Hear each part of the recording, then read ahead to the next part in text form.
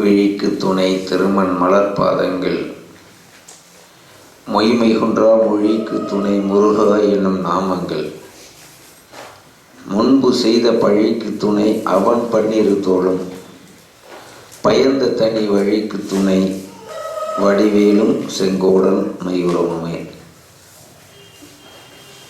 எல்லாம் வல்ல முருகப்பெருமானுடைய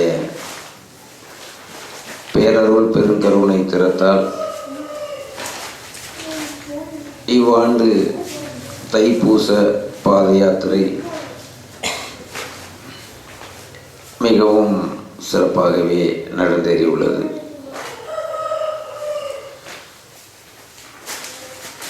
இது போன்ற ஆன்மீக நிகழ்வை நாம் ஒவ்வொரு ஆண்டும் பழனியிலே வந்து இந்த மடத்திலே நாம் சந்திப்பதிலே பெருமகிழ்ச்சி அடைகிறோம். இந்த ஒரு கைங்கரியத்தை போற்றுதலுக்குரிய சிபிகே அவர்கள் இதை நல்ல ஒரு ஏற்பாடு செய்து கொடுத்திருக்கிறார்கள். பொதுவாகவே இங்கே வந்திருக்கிற அத்தனை பேருமே வழிபாடு நடத்த ஒன்று கூடியிருக்கிறோம். உங்களை வழி நடத்த நாம் வந்திருக்கிறோம், அவ்வளோதான். நாம் வழிபாடு செய்ய வரவில்லை, உங்களை வழிபடுத்துவதற்காக வந்திருக்கிறோம், அவ்வளோதான். ஏன் அப்படின்னா, நாங்கள் இப்போ பக்தி எப்படின்னு எடுத்துக்கிட்டால், கோவிலுக்கு போய் இறைவனை தரிசனம் செய்வது என்பது ஒரு யுக்தி. அப்புறம் அந்த எல்லையை மிதிப்பது என்பது இரண்டாவது யுக்தி. ஞானசம்பந்தர் திருவாலங்காட்டுக்கு போகும் பொழுது அந்த திருவாலங்காட்டு ஈசனுக்கு அருகாமையில் கோவிலுக்கு போகவில்லை. ஏன் அப்படின்னா, அந்த எல்லையிலேயே நின்றுட்டார். அப்போ கேட்கும்போது ஆலயம் பக்கத்தில் தான் இருக்குது அப்படிங்கும்போது, அப்போ ஞானசம்பந்தர் சொன்னார், அந்த அம்மையார் கால்படாமல் திருவாலங்காட்டை சந்தித்திருக்கிறார். தலையாலேயே நடந்து போய் தரிசித்த பூமியை என் காலால் மிதித்து அந்த ஆலயத்தை நான் வழிபடக்கூடாது அப்படின்னு சொன்னார். அது மாதிரி நால்வர்கள் பல ஆலயங்களுக்கு அந்த எல்லையை மிதித்து விட்டு அப்படியே போயிடுவாங்க. அப்படின்னு அதுக்கு காரணம் என்னன்னா, ஞானிகள் இப்போ நாங்கள் அங்கேருந்து பழனி எல்லைக்கு வந்துட்டா போதும், அவ்வளோதான். பழனி முருகனை பார்த்தது அவ்வளோதான். பழனி முருகனை நேரட ஆலயத்திற்கு சென்று உள்ளே சென்று, நாம் சென்ற ஆண்டும் போகவில்லை, இந்த ஆண்டும் பழனி எல்லைக்கு வருவோம். எல்லையை விதிச்சாலே போதும், அவ்வளோதான். அப்போ இந்த ஆன்மீகத்திலே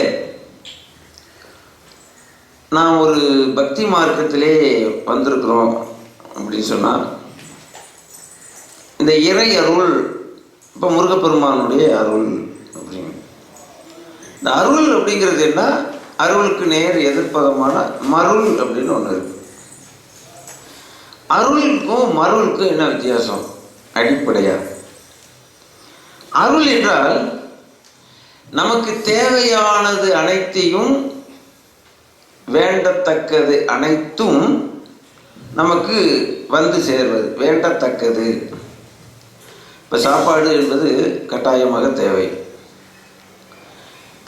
நமக்கு ஜீவாதாரம் நடத்துவதற்கு செல்வம் என்பது கட்டாயமாக தேவை. உண்ண உணவு, உடுக்க உடை, இருக்க இருப்பிடம், இதெல்லாம் வேண்டத்தக்கது. அப்போ வேண்டத்தக்கது ஒரு மனிதனுக்கு கிடைக்கல அப்படின்னா, அது அந்த வாழ்க்கை ஒரு நல்லபடியாக இருக்காது. இந்த மருள் அப்படிங்கிறதுக்கு என்ன? அருளுக்கு நேர் எதிர்ப்பதமான அந்த மருள் அப்படின்னு ஒன்று இருக்கு. மருள் என்னன்னா, வேண்டத்தகாதது நம்மளை தேடி வரும். இப்போ மனித வாழ்க்கையில வேண்டத்தக்கது, வேண்டத்தகாதது, வேண்டப்படாதது, இதுதான் அருளாளர்கள் என்ன பண்ணும். இப்போ எப்படி இருக்கணும் நம்ம வாழ்க்கை அப்படின்னா, நம்மளுக்கு வேண்டப்படுவது நம்மளுக்கு வரணும், நம்ம வேண்டப்படாதது நமக்கு வரக்கூடாது. ஆனால் மருள் என்ன பண்ணும், மாயை அப்படிங்கிறது என்னன்னா உங்களுக்கு எது வேண்டப்படாததோ அதை நிறையா கொடுக்கும். இப்போ ஈகோ, ஒரு மனிதனுக்கு வந்து ஆணவம் வருகிறது. இப்போ செல்வம், அபரிமிதமான செல்வம் வந்துச்சுன்னா அது வேண்டப்படாததாக போயிடும். இப்போ எல்லாத்துக்குமே ஒரு எல்லை தானே. சாப்பாடு நீங்கள் ஒரு குறிப்பிட்ட அளவு நீங்கள் சாப்பாடை கொடுக்கும்போது அது வேண்டப்படுவது. அதுக்கு மேலே சாப்பாடு நீங்கள் எடுத்துக்கிட்டீங்கன்னா அது வேண்டப்படாதது. இப்போ இந்த மாயை என்ன பண்ணும் அப்படின்னா, மாயை அப்படிங்கிறதும் மருள் என்பதும் எல்லாம் ஒன்று தான். மருளான வாழ்க்கை அப்படிங்கிறதும் மாயையான வாழ்க்கை அப்படிங்கிறது. இப்போ நம்மளுக்கு வேண்டப்படுவது நம்மளுக்கு இறைவன் கொடுக்கிறார். அருள் வல்லவம் ஒருவருக்கு இருந்தால் எது எது உங்களுக்கு தேவையோ அது கிடைத்து கொண்டே இருக்கும். வேண்டப்படாதது அப்படிங்கிறது அது வருவதை இறைவன் என்ன பண்ணும், அருள் வல்லவம் இருந்துச்சுன்னா அது வராமல் தடுத்து விடும், தடுத்து நிறுத்தப்படும் அப்படிங்கிறது. இப்ப பல பேர் வந்து வேண்டப்படுவது மூலமாக அவர்களுடைய வாழ்க்கை கெட்டு போகாது. இந்த வேண்டப்படாதது வந்து சேருது பாருங்க, அந்த மயக்கம். இப்ப ஏன் வந்து சூரபத்மன், ஏன் அவன் வந்து அவனை அழிக்க வேண்டிய ஒரு முருகப்பெருமான் சூரபத்மனை அழித்தார்? ஏன் சூரபத்மனை அழித்தார் அப்படின்னா, அவனுக்கு வேண்டப்படுவதை இறைவனிடம் கேட்டான். என் சக்தி என்று, உன் சக்தி என்று வேறு எந்த சக்தியாலும் நான் அழிக்கப்படக்கூடாது அப்படின்னு இறைவன் கொடுத்துட்டார்.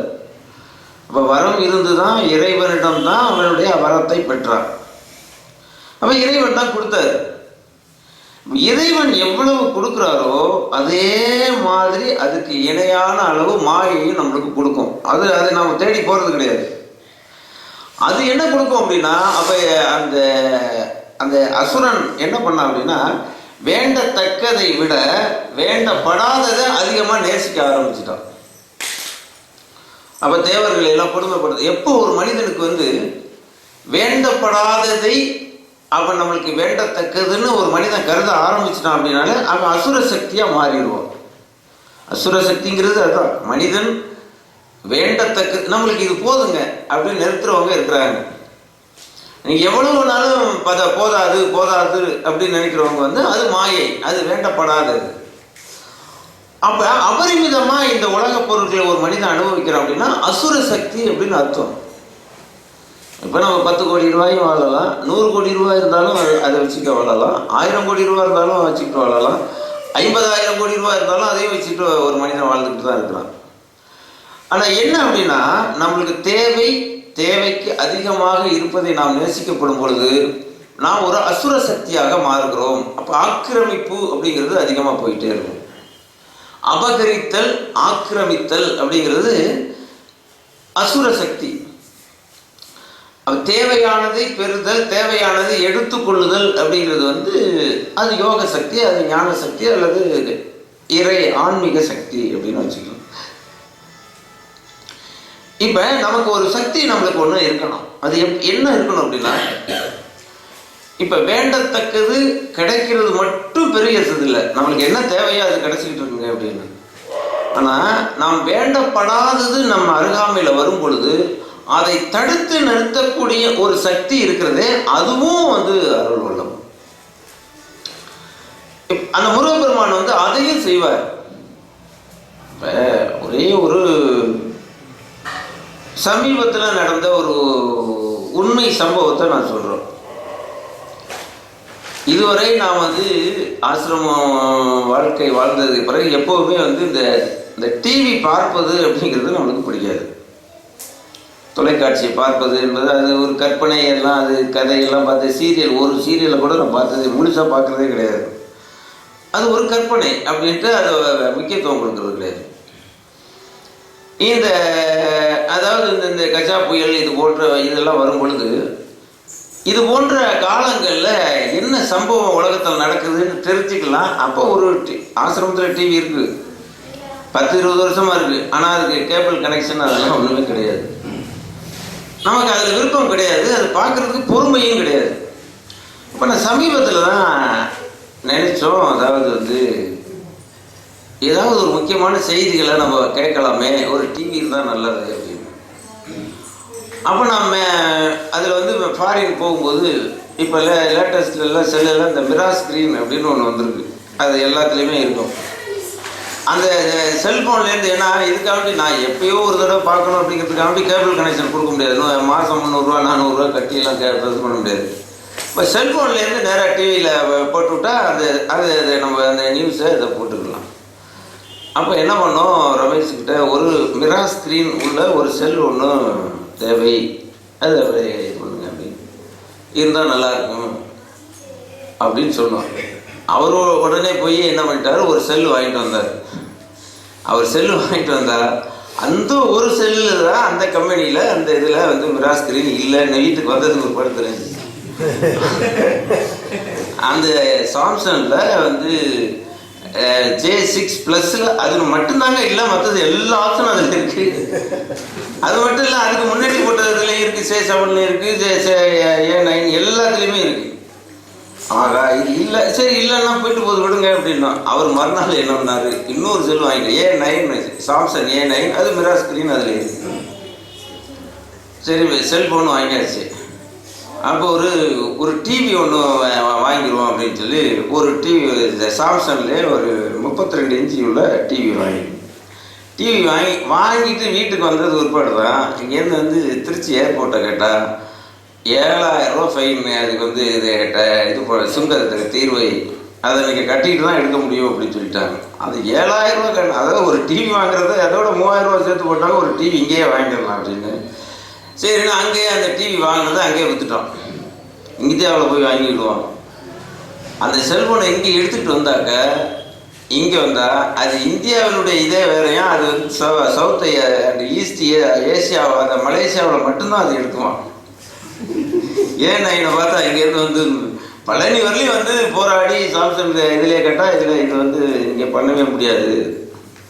அப்போ நமக்கு எது வேண்டப்படாததோ அது தேவையில்லை அப்படின்னு இறைவன் முடிவு பண்ணிட்டார். அப்புறம் எல்லா ஆப்ஷனுமே கட்டாவது பாருங்க. டிவி வாங்கி அதை டிவியை பயன்படுத்த முடியலை, அந்த செல்ஃபோன் வாங்கி செல்ஃபோனில் அதை பயன்படுத்த முடியலை. அப்போ என்ன அப்படின்னா இது எது முக்கியம், நம்மளுக்கு தேவையானது இறைவன் கொடுக்கறது மட்டும் முக்கியம் இல்லை, நமக்கு தேவைப்படாதது வரவிடாமல் ஆக்குற சக்தி இருக்குது, அதுதான் மிகப்பெரிய சக்தி. இப்போ ஏன் வந்து ரமண மகரிஷிக்கு கடைசி காலத்தில் பிளவை நோய் வந்தது, ராமகிருஷ்ண பரமஹம்சருக்கு ஏன் கடைசியில் வந்து அந்த கேன்சர் நோய் வந்தது, சுவாமி விவேகானந்தருக்கு ஏன் அந்த சக்கரை நோய் வந்தது அப்படின்னா இவங்களுக்கு தேவையானது எல்லாம் இறைவன் கொடுத்துட்டாரு, ஞானத்தை கொடுத்துட்டாரு இறைவன். ரமணருக்கு இருந்த ஞானமும் விவேகானந்தருக்கு இருந்த ஞானமும் ராமகிருஷ்ண பரமஹம்சருக்கு இருந்த ஞானமும் அபரிமிதமானது.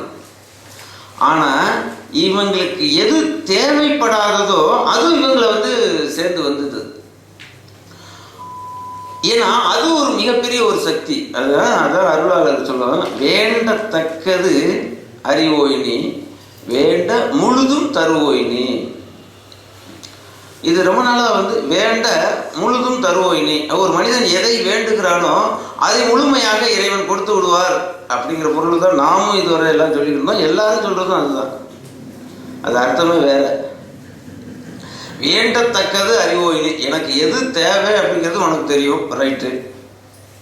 நமக்கு எது சரியானது அப்படிங்கிறது, இப்போ ஒரு குழந்தை கேட்கறதெல்லாம் கொடுக்க முடியாது. ஒரு சாக்லேட் ஒரு நாள் கேட்கும், அது வந்து அது உடம்புக்கு கெடுதலான பொருள்லாம் கேட்கும். அப்போ பெற்றோர்கள் வந்து இது உனக்கு தேவையில்லைப்பா, இது வந்து சாப்பிட்டீங்கன்னா வயிற்று வலி வந்துடும் அப்படின்னு சொல்லி நாம் அதை வந்து வேண்டாம் அப்படின்னு சொல்லுவோம். இப்போ மனிதர்களுக்கு நமக்கு எது தேவை எது தேவையில்லைன்னு சில நேரத்தில் நாம் எடுக்கிற முடிவு தவறாக தான் இருக்கும். ஏன்னா மனித யுக்தியில் நாம் எடுக்கிற முடிவு தேவையில்லாததாக தான் இருக்கும். அப்போ இறைவன்ட்டே அந்த பொறுப்பை வேண்டத்தக்கது எனக்கு எது தேவை அப்படிங்கிறது உனக்கு தெரியும், நீனே முடிவு பண்ணிக்க அப்படிங்கிறது ஒரு பொதுவான அபிப்பிராயம். அப்போ ரெண்டாவது அதோடு சொல்லி முடிச்சிருந்தா அது அந்த வாக்கியம் சரியானது, அதோட முடிஞ்சு போய் எந்த ஒரு குழப்பமும் சந்தேகமும் இல்லை. ஆனால் ரெண்டாவது வரையில் என்னது, வேண்ட முழுதும் தருவோயினி. அப்படி எதையாவது நாம் வேணும்னு நினச்சிட்டோம்னா அதை முழுசாக நீ இறைவா நீ கொடுத்து விடுவாய் அப்படின்னா நாமும் பொருள் சொல்லிக்கிட்டு எல்லாருமே அதை தான் பொருள் சொல்லிக்கிட்டு இருக்காங்க. ஆனால் அந்த பொருளில் அந்த ஞானிகள் வந்து அவ்வளோ சீக்கிரமாக வந்து தவறாலாம் சொல்ல மாட்டாங்க. நம்ம என்னன்னா வேண்ட முழுதும் தருவாய்னா நம்ம என்ன நினச்சிக்கிட்டு இருக்கோம், எதை நாம் வேண்டுகிறோமோ அதை முழுதும் தருவாய் அப்படின்னு சொல்கிறாரு அந்த ஞானி அப்படின்னு நாம் நினச்சிக்கிட்டு இருக்கோம். ஆனால் இப்போ தான் சமீபத்தில் அந்த ஞானத்தில் பொருள் இருந்துச்சு. அப்படி இல்லை, உன்னை வேண்ட முழுதும் தருவோய் நீ, அந்த இறைவனை முழுதாக தருவாய் அப்படின்னு தான் இந்த இடத்துல சொல்கிறார். வேண்ட முழுதும் தருவாய் நீ, உன்னையே நீ முழுமையாக நீ கொடுத்து விடுவாய் அப்படின்னு அர்த்தம் அங்கே வந்து. அப்போ நம்ம உலக பொருளை நம்ம ஒன்று வேண்டுறோம் அப்படின்னு சொன்னா 5000 கோடி ரூபாய் எனக்கு வேணும் அப்படின்னு கேட்டால் இறைவன் கொடுத்துட மாட்டார். ஏன்னா அது இது வேண்டத்தக்கதா வேண்டத்தகாததா அப்படின்னு இறைவன் தெரிஞ்சு விடுவார். அப்போ வரியிலே சொல்லிட்டு வேண்டத்தக்கது அறிவோய் நீ, அப்போ உனக்கு தான் தெரியும் அவன் எவ்வளவு சாப்பாடு வேணும் அப்படின்னு. அப்போ மருத்துவர் சொல்லுவார், அப்போ 2 இட்லிக்கு மேலே நீ சாப்பிடாத, அதுக்கு மேலே சாப்பிட்டீங்கன்னா உனக்கு வந்து ப்ரெஷர் அதிகமாக இருக்குது, சக்கரை நோய் அதிகமாக இருக்குது, மண்டையை போட்டுவாங்க அப்படின்னு டாக்டர் சொல்லுவார். இப்போ ஒரு நோயாளியாக போயிட்டாருன்னா மருத்துவர் சொல்கிறது தான் சாப்பிடணும். அது எவ்வளோ பெரிய முதலமைச்சராக இருந்தாலும் எதாக இருந்தாலும் சரி, அங்கே அவங்க கொடுக்குறது தான் நம்ம சாப்பிடணும். அப்போ வேண்டத்தக்கது அறிவோய் நீ அப்படிங்கிறதுல சந்தேகம் யாருக்கும் இல்லை. நமக்கு என்ன தேவை அப்படிங்கிறது இறைவனுக்கு தான் தெரியும். ஆனால் 2வது வரியில வேண்ட முழுதும் தருவோய்னா இறைவனை முழுதாக கொடுப்பவன் நீ. இறைவனை வேண்ட வேண்ட அப்போ இறைவனை வந்து எல்லாருக்கும் முழுதாக கிடைக்காது, நல்லா தெரிஞ்சுக்கிறேன். ஏன்னா இறைவன் மிகப்பெரியவன். அது நோக்கரிய நோக்கே நுணுக்கரிய நுண்ணுணர்வே. அதாவது மிக மிக பெரிய பொருளையும் பெரியவன், மிக மிக சிறிய பொருளையும் மிக சிறியவன். அப்போ ஆதி அந்தம் எல்லாமே இறைவன் தான். அப்போ எல்லாரும் இந்த உலகத்தில் பிறந்த அத்தனை ஞானிகளும் இறைவனை முழுமையாக பார்க்க முடியாது அப்படிங்கிறது தான் உண்மை. வள்ளல் பெருமாளுக்கு ஒரு சக்தி கிடைக்குது அப்படின்னா அது ஒரு மிகப்பெரிய கற்கண்டு பாறையில் அது எங்கேயோ ஒரு மூலையில் கிடைச்ச ஒரு துகள், அவ்வளோதான். இப்போ ஞானசம்பந்தருக்கு இறைவன் காட்சி கொடுக்குறாரு. ஒரு குழந்தை, அந்த குழந்தைக்கு வந்து முழுசாக தோடு உடைய செவியன் விடை ஏறி தோடு உடைய செவியன். ஒரு குழந்தை என்ன பண்ணுது, இறைவன் காதில் அதை ஏன்னா குழந்தை வந்து அந்த காதை தான் பார்க்கும். அது என்ன, அது தோடு உடைய செவியன், தோடு காதில் வந்து தோடு போட்டிருக்காரு. அவர் ஆரம்பிக்கும் போது தோடு உடைய செவியன் அது குழந்தை. இப்போ குழந்தைக்கு காட்சி கொடுக்கும்போது அது காதில் என்ன, குழந்தை ஒருத்தர் நேற்று வந்தார அவர் என்ன பார்த்தியா அப்படின்னு கேட்டோம்னா ஆமாம் அவர் காதில் தோடு போட்டிருந்தாரு. ஏன்னா குழந்தை அதுதானே, அது எங்கே இந்த இதாக இருக்கோ அது அட்ராக்டிவாக இருக்கோ அதுதானே பார்க்கும். அது ஞானசம்பந்தருக்கு அப்படி காட்சி கொடுத்தாரு. அவர் இங்கே சுந்தரமூர்த்தி நாயனார் பித்தா பிறை சூடி பெருமானே, அவர் வந்து தடாமுடியோட பார்க்குறாரு. அவர் கொஞ்சம் பெரிய ஆள். அவர் இறைவன் எப்படி இருந்தார், ஜடை அணிஞ்சு பித்தா பிறை சூடி பெருமானே அருளாளா அப்படின்னாரு. அப்போ மாணிக்க வாசகர் இன்னும் கொஞ்சம் அவரோட மாணிக்க வாசகர் ஜோதியனே துண்ணீருளே தோன்றா பெருமையனே அப்படின்னாரு. அவர் கொஞ்சம் ஜோதியா பார்த்தார். ஆனால் இது எல்லாம் முற்று பெற்றதா அப்படின்னா இல்லை, இன்னமும் வந்து இறைவனை வந்து முழுமையாக அனுபவித்தவர்கள் அப்படிங்கிறது ஞானிகள் கிடையாது. அதனால தான் ஒவ்வொருத்தரும் அவங்க எதை அனுபவிக்கிறாங்களோ அது வரையும் எல்லைகள் சொல்லிக்கிட்டு இருக்காங்க. அவங்களுக்கு கிடைச்சது அவ்வளோதான், அவங்களுக்கு கிடைச்ச ஞானம் தான். அதனால தான் இது ஒரு இன்னும் முழுமையாக இறைநிலையை பற்றியும் இறைவனை பற்றியும் இந்த உலகத்தில் சொன்னவர்கள் யாராவது இருக்கிறாங்களா அப்படின்னா இதுவரை கிடையாது, இன்னும் இருக்கவும் முடியாது. ஏன்னா அது வந்து அது யூனிவர்ஸ் அப்படிங்கிறது ஒரு மிகப்பெரிய அது வந்து அது எல்லை கடந்தது. அதனால் நான் பார்த்ததான் முழுமை அப்படின்னு ஒருத்தர் சொல்லுவார் அப்படின்னா அது சொல்கிறாருன்னா அது வந்து சரியில்லை. அவங்கவுங்க முயற்சிக்கு குழந்தையா இருந்தால் அவங்களுக்கு ஓரளவு கிடைக்கும். இப்போ முருகப்பெருமானை வந்து தரிசனம் பண்ண வந்திருக்கீங்கன்னா அவங்கவுங்களுக்கு என்ன நிலை கொடுக்க வேண்டுமோ அதுதான் கிடைக்கும். எல்லாருக்கும் ஒரே மாதிரியே கிடைக்காது. ஒருத்தருக்கு 10 ரூபா கிடைக்கும், ஒருத்தருக்கு 100 ரூபா கிடைக்கும், ஒருத்தருக்கு 1000 ரூபா கிடைக்கும், ஒருத்தருக்கு 10,000 கிடைக்கும். அது அவங்கவங்க சக்திக்கும் அவங்கவங்க முயற்சிக்கும் கிடைக்கின்ற ஒரு பயன். அப்ப வேண்டத்தக்கது அறிவோய் நீ வேண்ட முழுதும் தருவோய் நீ. அப்ப வேண்ட எவ்வளவு வேண்டுதல் அப்படின்னா என்ன? முதல்ல வேண்டுதல் வைக்கிறோம் அப்படின்னு. வேண்டுதல் அப்படின்னா நாம் என்ன நினைக்கிறோம் அப்படின்னா, நமக்கு என்ன தேவையோ அதை கேட்கிறோம், அது பேர் தான் வேண்டுதல். இறைவன் வேண்டுதல் வேண்டாமை இலான் அப்படிங்கிறார் வள்ளுவர் வந்து. அப்ப நீங்க கேட்குறீங்க, நீங்க உங்களுடைய மனநிலைக்கு, நீங்க உங்களுடைய பக்குவத்துக்கு நீங்க கேட்குறீங்க, இறைவா எனக்கு வந்து பணம் தடம் தரும், கல்வி தரும் அப்படின்னு, நம்ம எனக்கு பணம் வேணும் அப்படின்னு நீங்க கேட்குறீங்க அப்படின்னா, உங்களுடைய உங்களுடைய தீர்மானம், அது வந்து உங்களுடைய தேவை அப்படி இருக்கு, கேட்குறீங்க. உள்ளபடியா வேண்டுதல் வேண்டுங்கால் வேண்டும் பரவாமை. நீங்க ஒன்று வேண்டணும் அப்படின்னு ஒன்று இருந்தா வள்ளுவர் சொல்றாரு, எல்லாரும் ஒன்று ஒன்று வேண்டுதல் வைப்பாங்க. இப்போ அந்த பழனிக்கு வந்திருக்கீங்க அப்படின்னா ஒவ்வொருத்தரும் ஒரு ஒரு வேண்டுதலை வைப்பாங்க. வள்ளுவர் என்ன சொல்றாரு, அவர் வேண்டுங்கால் உங்களுக்கு தேவைப்பட்டால்னு அர்த்தம். அது வந்து வேண்டுங்கால் வேண்டும் அப்படி நீங்க வேண்டுதல் எப்படி இருக்குன்னா, பிறவை இன்னொரு தடவை பிறந்து வரக்கூடாதுன்னு வேண்டணும் அப்படின்னு. அடுத்த வரையில் அவர் குசும்பா இன்னொரு கேட்டார், அது எப்போ வரும் அப்படின்னு ஒரு கேள்வி உள்ளார கேட்டுக்கிட்டு, வேண்டுங்கால் வேண்டும் பிறவாமை, மற்றது வேண்டாமை வேண்ட வரும். எதையும் வேண்டாம இருந்தீங்களா அது வந்துடும் அப்படிங்கிறாரு. முதல்ல என்ன சொல்லி ஆரம்பிக்கிறாரு, உங்களுக்கு எதையாவது வேண்டணும்னு நீங்க நினைச்சீங்கன்னா பிறவாமை வேண்டும். அது எப்ப கிடைக்கும் அப்படின்னா, எதையும் இறைவன்ட்ட கேட்காம இருந்தீங்களா அது வரும் அப்படிங்கிறாரு. ஆமா, அது எல்லாருக்கும் ஒரு சிந்தனை. அது என்ன அப்படின்னா, அது வந்து அது செல்வராஜ் அவருடைய குசும்பா. அது வந்து நான் எப்போ சொன்னது எதையோ அதை வார்த்தையை எடுத்து வச்சுக்கிட்டு அவர் வந்து அதை எழுதி வச்சது. நான் எழுதி வச்சது கிடையாது. அவர் செல்வராஜ் உட்காந்துக்காரா இல்லையா, அது பல பேருக்கு இந்த பாத யாத்திரை வரும்போது என்னங்க அர்த்தம். ஆமா, நினைப்பது நடக்க, நினைப்பதை நிறுத்து. வள்ளுவர் மாதிரி ஆயிட்டார் அவர்.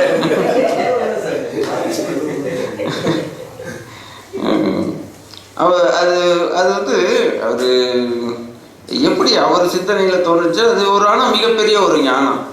அது வந்து நான் சொன்னது மாதிரி தெரியலை, நான் அவராக தான் நினைச்சிருப்பார்னு நினைக்கிறேன். நீங்களே மனசில் நினைச்சு போட்டது அது. அவ்வளோபடியா அது வந்து அவர் கூறிய அந்த சொல் வந்து அவர் கூறியது தான். ஆனால் நம்ம தலையை போட்டு உருட்டுறாங்க. ஏன்னா மேலே படத்தை போட்டு இல்லை, அவர் செல்வராசனை போட்டிருந்தாங்க, அவரை போட்டு கேட்டுருந்துருப்பாங்க.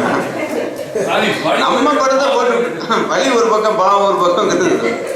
உங்க படம் தானே இருக்கு, நீங்க சொன்னது மாதிரி இருக்கு. ஆனா அது உள்ளத்துல ரொம்ப ஆராய்ச்சி பண்ணி பார்க்கும்போது அது உள்ளபடியே ஒரு உயர்ந்த, ஏன்னா நம்மளையே நினைச்சு இது பண்ணியிருந்திருக்காரு, அவருக்குள்ள அந்த ஒரு சிந்தனை தோன்றிருக்கு. நினைப்பது நடக்க. இப்ப நம்மளுக்கு காலையிலேருந்து சாயந்தரம் வரைக்கும் உட்காந்துருப்போம். உட்காடுறோம்னு இங்கே ஒருத்தர் வரும்போது, என்ன சாமி காலையிலேருந்து சாயந்தரம் வரலையும் இப்படி உட்காந்துருக்குறீங்களே, பசிக்கும்ல, இந்த சாப்பாடு இருந்தாங்க அப்படின்னு ஒருத்தர் கொண்டாந்து கொடுக்குறாருன்னு வைங்க. ஒரே இடத்துல உட்காந்துருக்கீங்க, உங்களுக்கு பசிக்கும்ல, இந்த சாப்பிடுங்க அப்படின்னு. அப்போ நமக்கு பசிக்கும், எல்லாருக்கும் பசிக்கும் அப்படிங்கிறத நீங்கள் சொல்லி தெரிஞ்சுக்க வேண்டியதில்லை. காலையிலேருந்து மத்தியானம் வரலையும் ஒரு இடத்துல உட்காந்துருக்கீங்க அப்படின்னா உங்களுக்கு நேரம் பசிக்க ஆரம்பிச்சிருக்குமே அப்படிங்கிறதுக்கு பெரிய ஞானம் தேவையில்லை. கட்டாயமாக பசிக்கும். அப்போ நாம் நினைக்கிறோம் பசிக்குது அப்படின்னு நம்ம நினைக்கிறோம். அப்போ நினைப்பது நடக்க, நாம் பசிக்குதுன்னு நினைக்கிறோம். அப்போ நம்ம நினைச்ச உடனே ஒரு குழந்தைன்னா என்ன பண்ணும் அப்படின்னா, பசி வந்தோன்னா அழ ஆரம்பிக்கும். அப்போ இந்த சின்ன குழந்தைக்கு இது தாய்க்கு தெரியும், இது வந்து குழந்தைக்கு பசிக்குது அதனால அழுகுது அப்படின்னு. குழந்தை கொஞ்சம் பெருசாக வளர்ந்துட்டு அப்படின்னா அது அடம் பிடிக்கும், எனக்கு சாப்பாடு கொடுக்குறியா இல்லையா அப்படின்னு சொல்லி அடம் பிடிச்சி கேட்டுவாங்க. இன்னும் கொஞ்சம் பெரிய ஆள் ஆகிட்டாச்சு அப்படின்னாக்கா பாக்கெட்டில் காசு, பக்கத்தில் எங்கே ஹோட்டல் இருக்குது அப்படின்னா.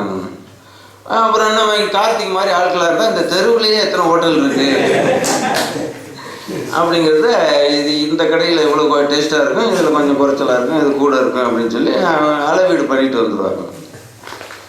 இப்போ உள்ளபடியாக ஞானிகள் அப்படின்னா பசிக்கும், அவங்களுக்கும் பசிக்கும், நினைப்பது நடக்க, ஆனால் அவங்க வந்து இப்போ ஒவ்வொருத்தரும் ஒவ்வொரு செயலில் இறங்கினாங்கள, அது மாதிரி செயலில் இறங்காமலே நினைப்பதை நிறுத்து, ஆனால் நினைப்பது நடக்கும்.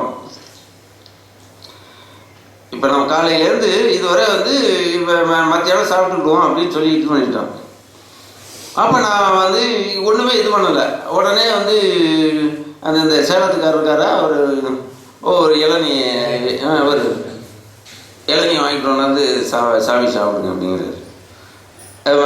சிபிக்கு ஒரு இளநீ கொண்டு வந்து இதை சாப்பிடுங்க அப்படின்னு சொல்லி ஐயனார்கிட்ட சொல்லி, இப்போ நான் பசிக்குது அப்படின்னா நான் பாக்கெட் மணி பணம் இருக்குது, ஒன்றும் பிரச்சனை கிடையாது, பாக்கெட்டில் பணம் இருக்குது.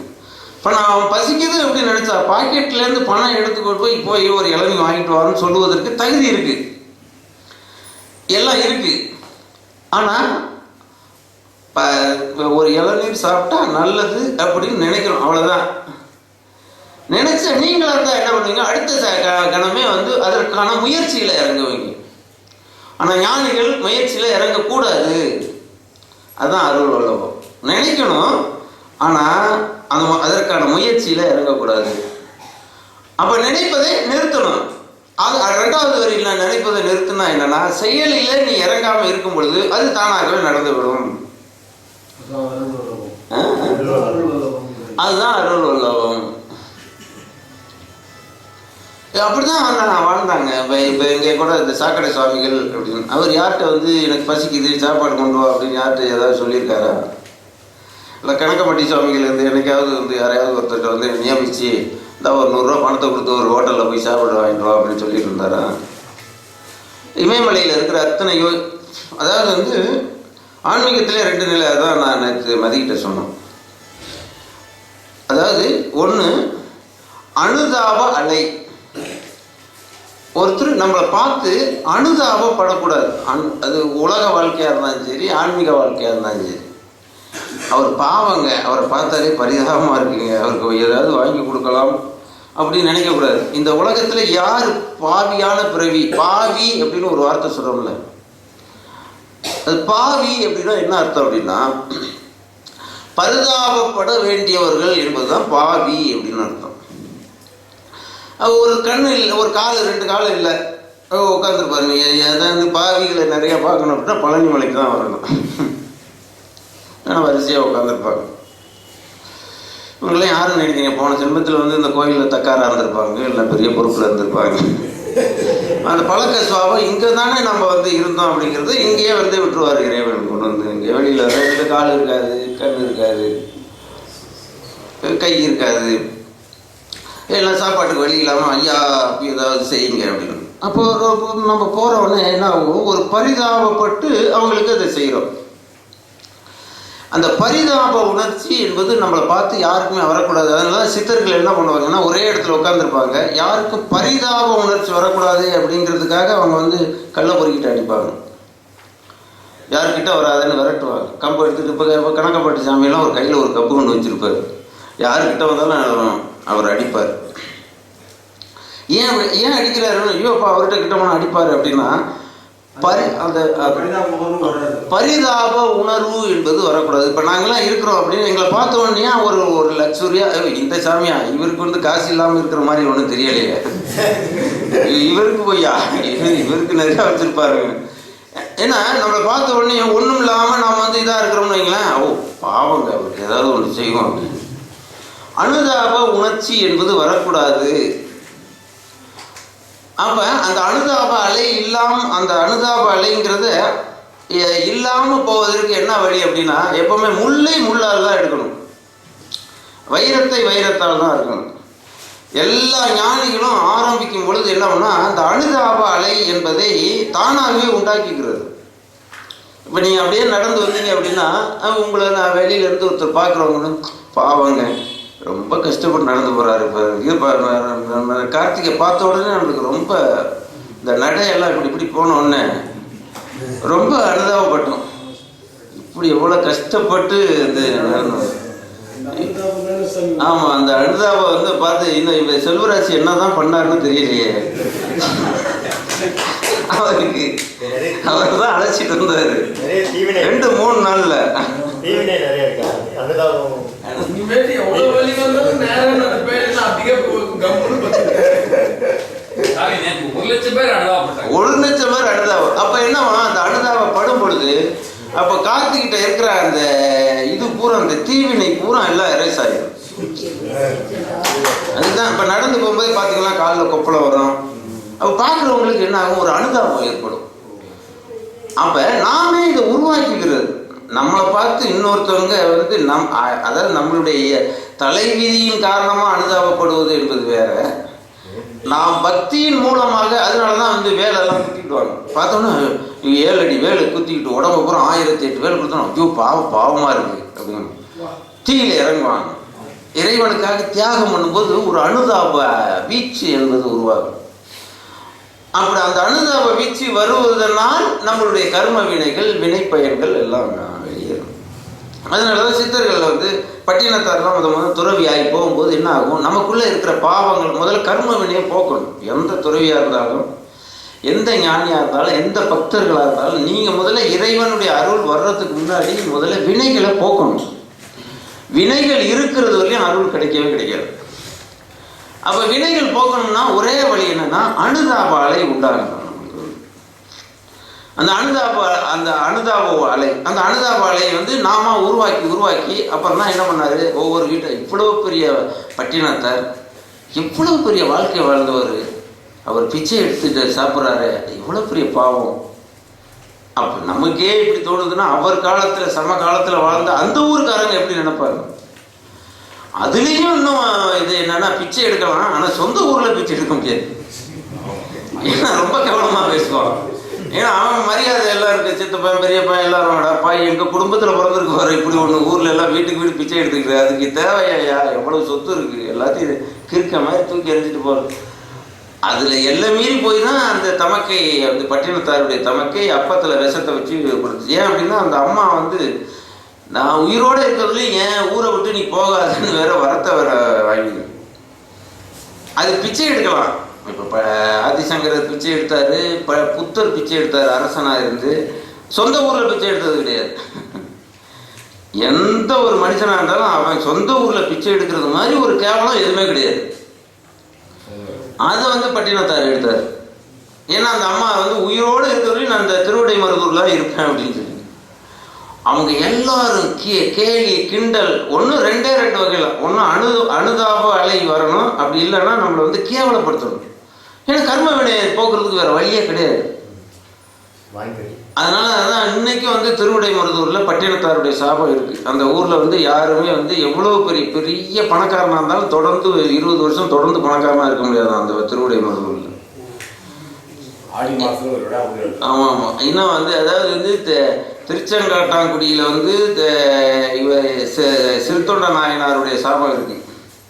அதே மாதிரி காலடியில் வந்து ஆதிசங்கருடைய சாபம் இருக்கு. எந்த ஊர்ல பிறந்தாங்களோ அந்த ஊருக்கு சாபம் விடுவாங்க அந்த ஞானிகள். ஏன்னா அவ்வளவு நோக்கடிக்கிறது. ஏன்னா பிச்சை எடுத்தாங்க நோக்கடிப்பாங்கல்ல. ஒரு எஸ்சி காலில் விழுந்துட்டாரு அப்படின்னு சொல்லி ஆதிசங்கரே நோக்கடிச்சாங்க. அதனாலதான் காலடிக்கு அவர் சாபம் விட்டாரு. இன்னமும் அந்த சாபம் வந்து தீரவே இல்லை. இந்த மாதிரி அந்த அனுதாபம் ஒரு எல்லை மீறி, அந்த அனுதாபம் எல்லாம் போய் அந்த அவருக்கு பட்டினத்தாருக்கு எல்லா வினைகளையும் கழிந்ததற்கு பிறகு அவரே வந்து இனி இருக்கும் இடம் தேடி என் பசிக்கு அன்னம் உருக்கமுடன் கொண்டு வந்தால் உண்பேன், பெருக்கு அழைத்தாலும் போகேன், அரணே என் தேகம் இழைத்தாலும் போகேன். பசிக்குது எனக்கு, ஆனாலும் நான் ஒரு வீடு தேடி எனக்கு பசிக்குதுன்னு சொல்ல மாட்டேன். அதான் நினைப்பதை நடக்க, நினைப்பதை நிறுத்து. அந்த பட்டினத்தார் நிலைக்கு வந்துட்டார். அந்த பட்டினத்தார் அந்த இது பசிக்குது அப்படின்னு நினைச்சுதான் ஆகணும். பசி யாருக்கு வந்தாலும் நினைச்சுதான் ஆகணும். ஆனா எனக்கு பசிக்குதுன்னு நினைச்சுக்கிட்டு அடுத்த காரியத்தில் நாம் ஈடுபடக்கூடாது. ஆமா, அந்த காரியத்துல நீங்க இறங்குனீங்க அப்படின்னா நீங்க இன்னும் அனுதாப அலை அந்த எல்லையில நீங்க இருக்கிறீங்களா? எனக்கு பசிக்குது அதனால பிச்சை எடுக்க போனேன் அப்படின்னு.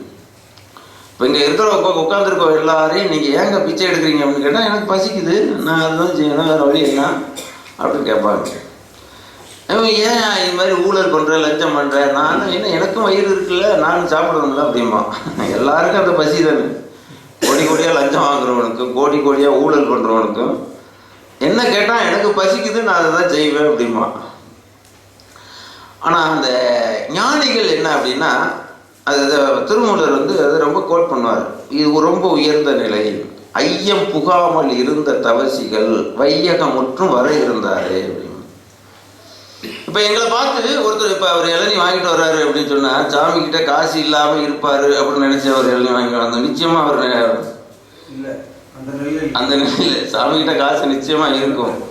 உணர்வு பூர்வமாக அவருக்கு நம்ம வந்து அதை நம்ம இது பண்ணணும்.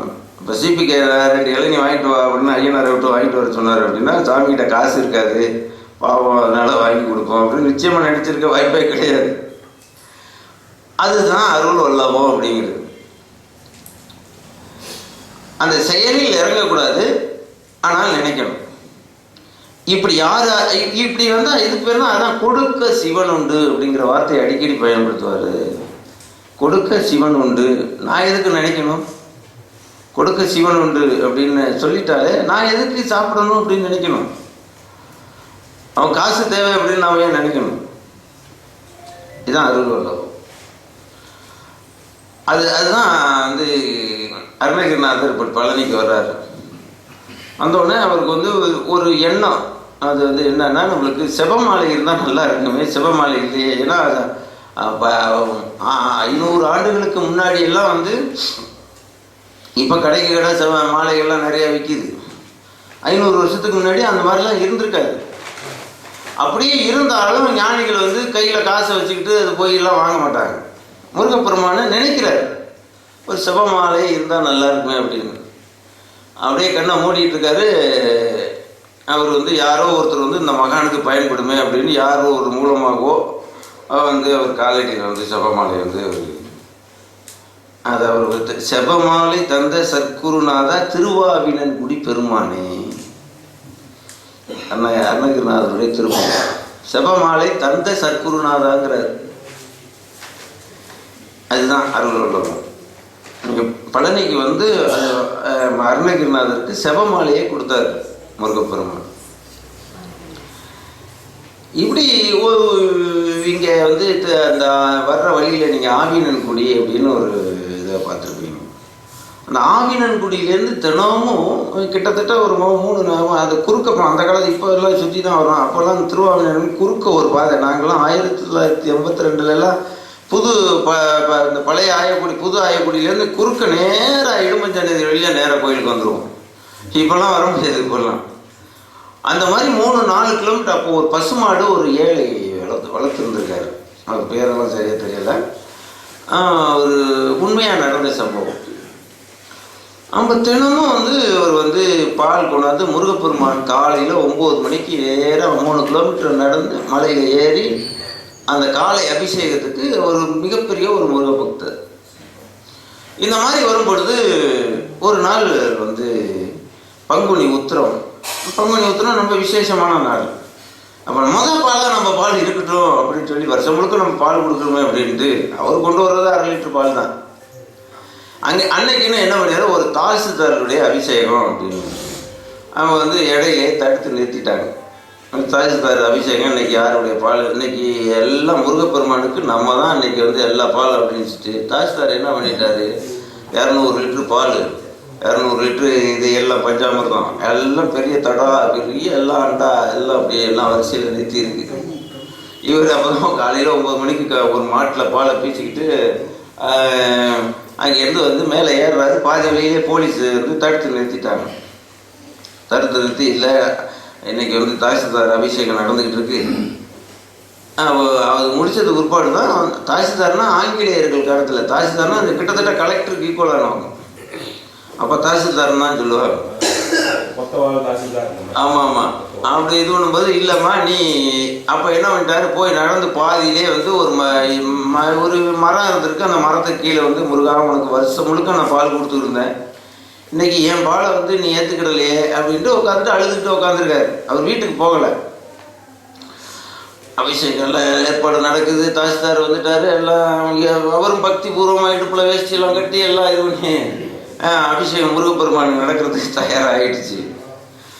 ஒரு 7 வயது ஒரு குழந்தை அதுக்கு அருள் ஆவேசம் வந்து எனக்கு இந்த பால் எதுவுமே பயன்படாது, இங்கே இருக்கிற எந்த பொருளுமே எனக்கு வேண்டாம், எல்லாத்தையும் அந்த ஆவேசத்தில் எல்லாம் கீழே இது என்னுடைய உண்மையான பக்தன் அந்த மரத்தடியிலேருந்து அழுதுட்டு உட்காந்துருக்கான், அவனுடைய பாலை தான் எனக்கு இது பண்ணணும் அப்படின்னு சொல்லி அந்த குழந்தை எல்லா பாலையும் தட்டி ஆவேசம் வந்து தட்டி விட்டுட்டு நேராக அந்த அந்த இது அங்கேருந்து அப்போ தாஜ்தார் மிரண்டடிச்சு யார் அது அப்படின்னு அங்கேருந்து வந்தால் ஒரு மரத்தடியில் உட்காந்துட்டு அழுதுட்டு உட்காந்துட்டாரான்.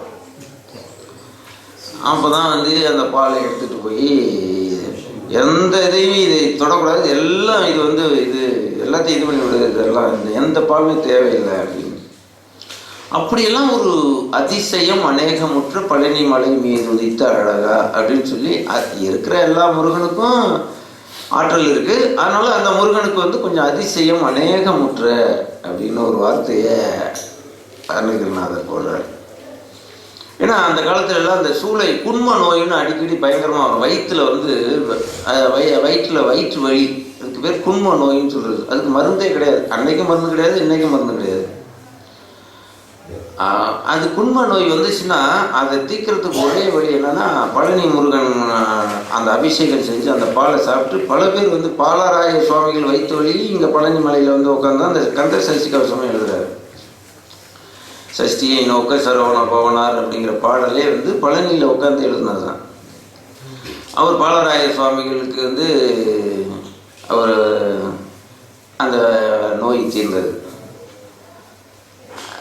அது மாதிரி பல பேர் பல மகான்கள் பல அது ஞானானந்தகிரி அப்படின்னு ஒருத்தர் இருந்தார், அவரும் இங்கே வந்து தான் வந்து அவருக்கும் வைத்து வழி தான். அது மாதிரி வந்து ஆமாம் ஆமாம் அவர் வந்து இந்த பழனியில் வந்து தான் அவர் ஞானத்தை பற்றி அந்த இது பண்ணார். அவ்வளோ அற்புதமானது வந்து முருகப்பெருமானுடைய கருணை. இது என்ன முருகப்பெருமான்கிட்ட இருக்கிற ஒரு இது என்ன அப்படின்னா, இப்போ நீங்கள் இங்கே அந்த பழனி முருகனுக்கு மகத்துவம் நிறைய இருக்கு. ஆனால் பழனி முருகன் வந்து அதாவது வந்து யாருக்கு வந்து தீவினையை களைய வேண்டும்னு அங்கே வர்றாங்களோ அவங்களுக்கு தீவினை களையும். யார் தீவினை அதிகப்படுத்திக்கணும்னு வர்றவங்களும் பழனியில் தான் இருப்பாங்க. ஏன்னா பழனி அந்த ஒரிஜினல் சிலையே வந்து நிறைய சுரண்டி இன்னும் அவர் நிமிர்ந்து இருக்கிறது பெரிய விஷயம்தான். இன்னும் எத்தனை வருஷத்துக்கு நிமிர்ந்து இருப்பாருன்னு தெரியல, காலெல்லாம் நெருக்கி சுரண்டிட்டாங்க. ஆனால் அது ஏன் அவர் வந்து இது பண்ணார், அப்படி அவர் பொறுத்துக்கிட்டு இருக்காரு அப்படிங்கிற ஒரு கேள்வி உங்களுக்குள்ளே ஏற்படும். இவ்வளவோ அதிசயம், இவ்வளவோ அற்புதங்கள் அந்த காலத்தில் ஞானிகள் பல பேருக்கு வந்து நிதர்சனமாக அருளை வழங்கிய அந்த முருகப்பெருமான் ஏன் வந்து இப்படி இவ்வளவு பொறுமையாக நீங்கள் பார்த்தீங்கன்னா உலகத்திலே திருடர்கள் ரொம்ப அதிகமாக இருக்கிறதும் உலகத்திலே ரொம்ப அயோக்கியத்தனம் நிறைய இது நடக்குது அப்படின்னா தமிழ்நாட்டில் பொறுத்தவரை ரொம்ப அயோக்கியத்தனம் நிறையா நடக்குது, அந்த பழனியில் நிறையா நடக்குது. ஏமாத்துறவங்க, பொய், திருடர்கள் இது நிறையா இருக்கிறதும் வந்து இங்கே தான் வந்து. ஆனால் இங்கே தான் வந்து வினையை தீர்க்கக்கூடியவங்க மிகப்பெரிய ஞானிகள் மகான்கள் வாழ்கிற இடமும் பழனி தான். மிகப்பெரிய ஞானிகள் சித்தர்கள் இருக்கிறதும் பழனி, மிகப்பெரிய அயோக்கியர்கள் இருக்கிறதும் பழனி. அப்போ இது என்ன ஒரு பெரிய ஒரு முரண்பாடாக இருக்கு. எப்பவுமே எங்கே வந்து அமிர்தம் விளையுதோ அங்கே தான் வந்து விஷம் விளையும். ஆழகால விஷம் எங்கே தோன்றுச்சு? அமிர்தம் கிடைக்கிற இடத்துல தானே வந்துச்சு. அப்போ எங்கே வந்து மாபெரும் புனிதம் இருக்கோ அங்கே மாபெரும் அயோக்கியத்தனம் இருக்கும். எப்பவுமே ஒவ்வொரு ஆக்ஷனுக்கும் அது ஈக்குவலண்ட் ஆப்போசிட் ரியாக்ஷன் ஒன்று இருக்கும். அது ஈக்குவல், அது வந்து சமமான ஒரு சக்தி. இந்த இடத்துல ஒரு புனிதம் இருக்குது அப்படின்னா இந்த இடத்துல ஒரு அயோக்கியத்தனம் இருக்குது அப்படின்னா அப்போ என்ன நடக்கும் அப்படின்னா இங்கே பல லட்சம் பல கோடிக்கணக்கான பேர் வந்து கர்ம வினையை போக்குவதற்காக இங்கே வர்றாங்க. அதே மாதிரி சில ஆயிரம் பேர் கர்ம வினையை உள்வாங்கி கொள்வதற்கு கல்வினையை. ஏன்னா ஒருத்தன் கொடுக்குறான் அப்படின்னா அதை வாங்குறதுக்கு ஒருத்தன் இருக்கணும்ல.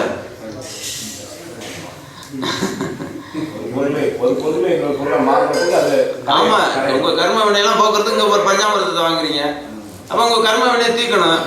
அப்போ உங்கள்கிட்ட வந்து 50 ரூபா பணத்தை வாங்கிட்டு 20 ரூபா பஞ்சாமிரத்தை கொடுத்தா தானே உங்க கர்ம வினையை அவன் வாங்குறான்.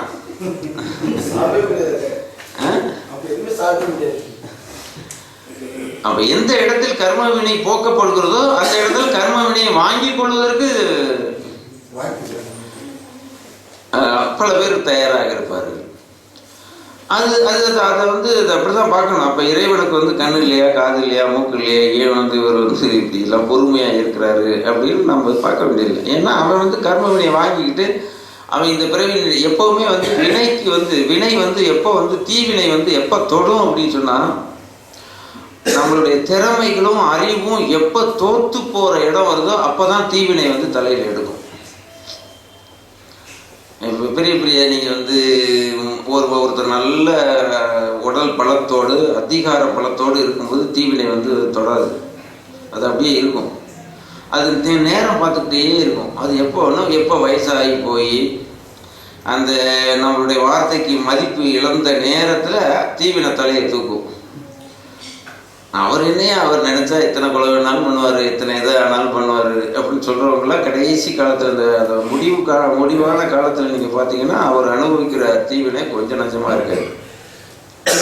அப்படிதான் வந்து பழனி முருகனை வந்து யாரெல்லாம் சாப்பிட்டாங்களோ, பழனி முருகனுடைய சொத்துக்களை யார் சாப்பிட்டாங்களோ, யார் அபகரிச்சாங்களோ, எல்லாம் வயசான காலத்தில் அவங்களுடைய முடிவெல்லாம் கேள்விப்பட்டு பார்த்தீங்கன்னா மிக மிக மிக மிக மோசமான ஒரு மரணமாக இருக்கும். அவதி மரணம் அப்படின்னு அது பேர் சொல்கிறது.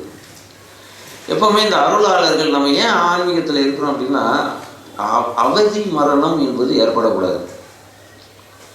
இறக்கும் பொழுது ஒரு மனிதனுக்கு வந்து அவதி மரணம் ஏற்படக்கூடாது. அதுக்காக வேண்டிதான் நம்ம அந்த தீவினையை கழிக்கிறதுக்கு தான் இப்படி நாம் வந்து ஆன்மீகத்தில் வர்றோம்.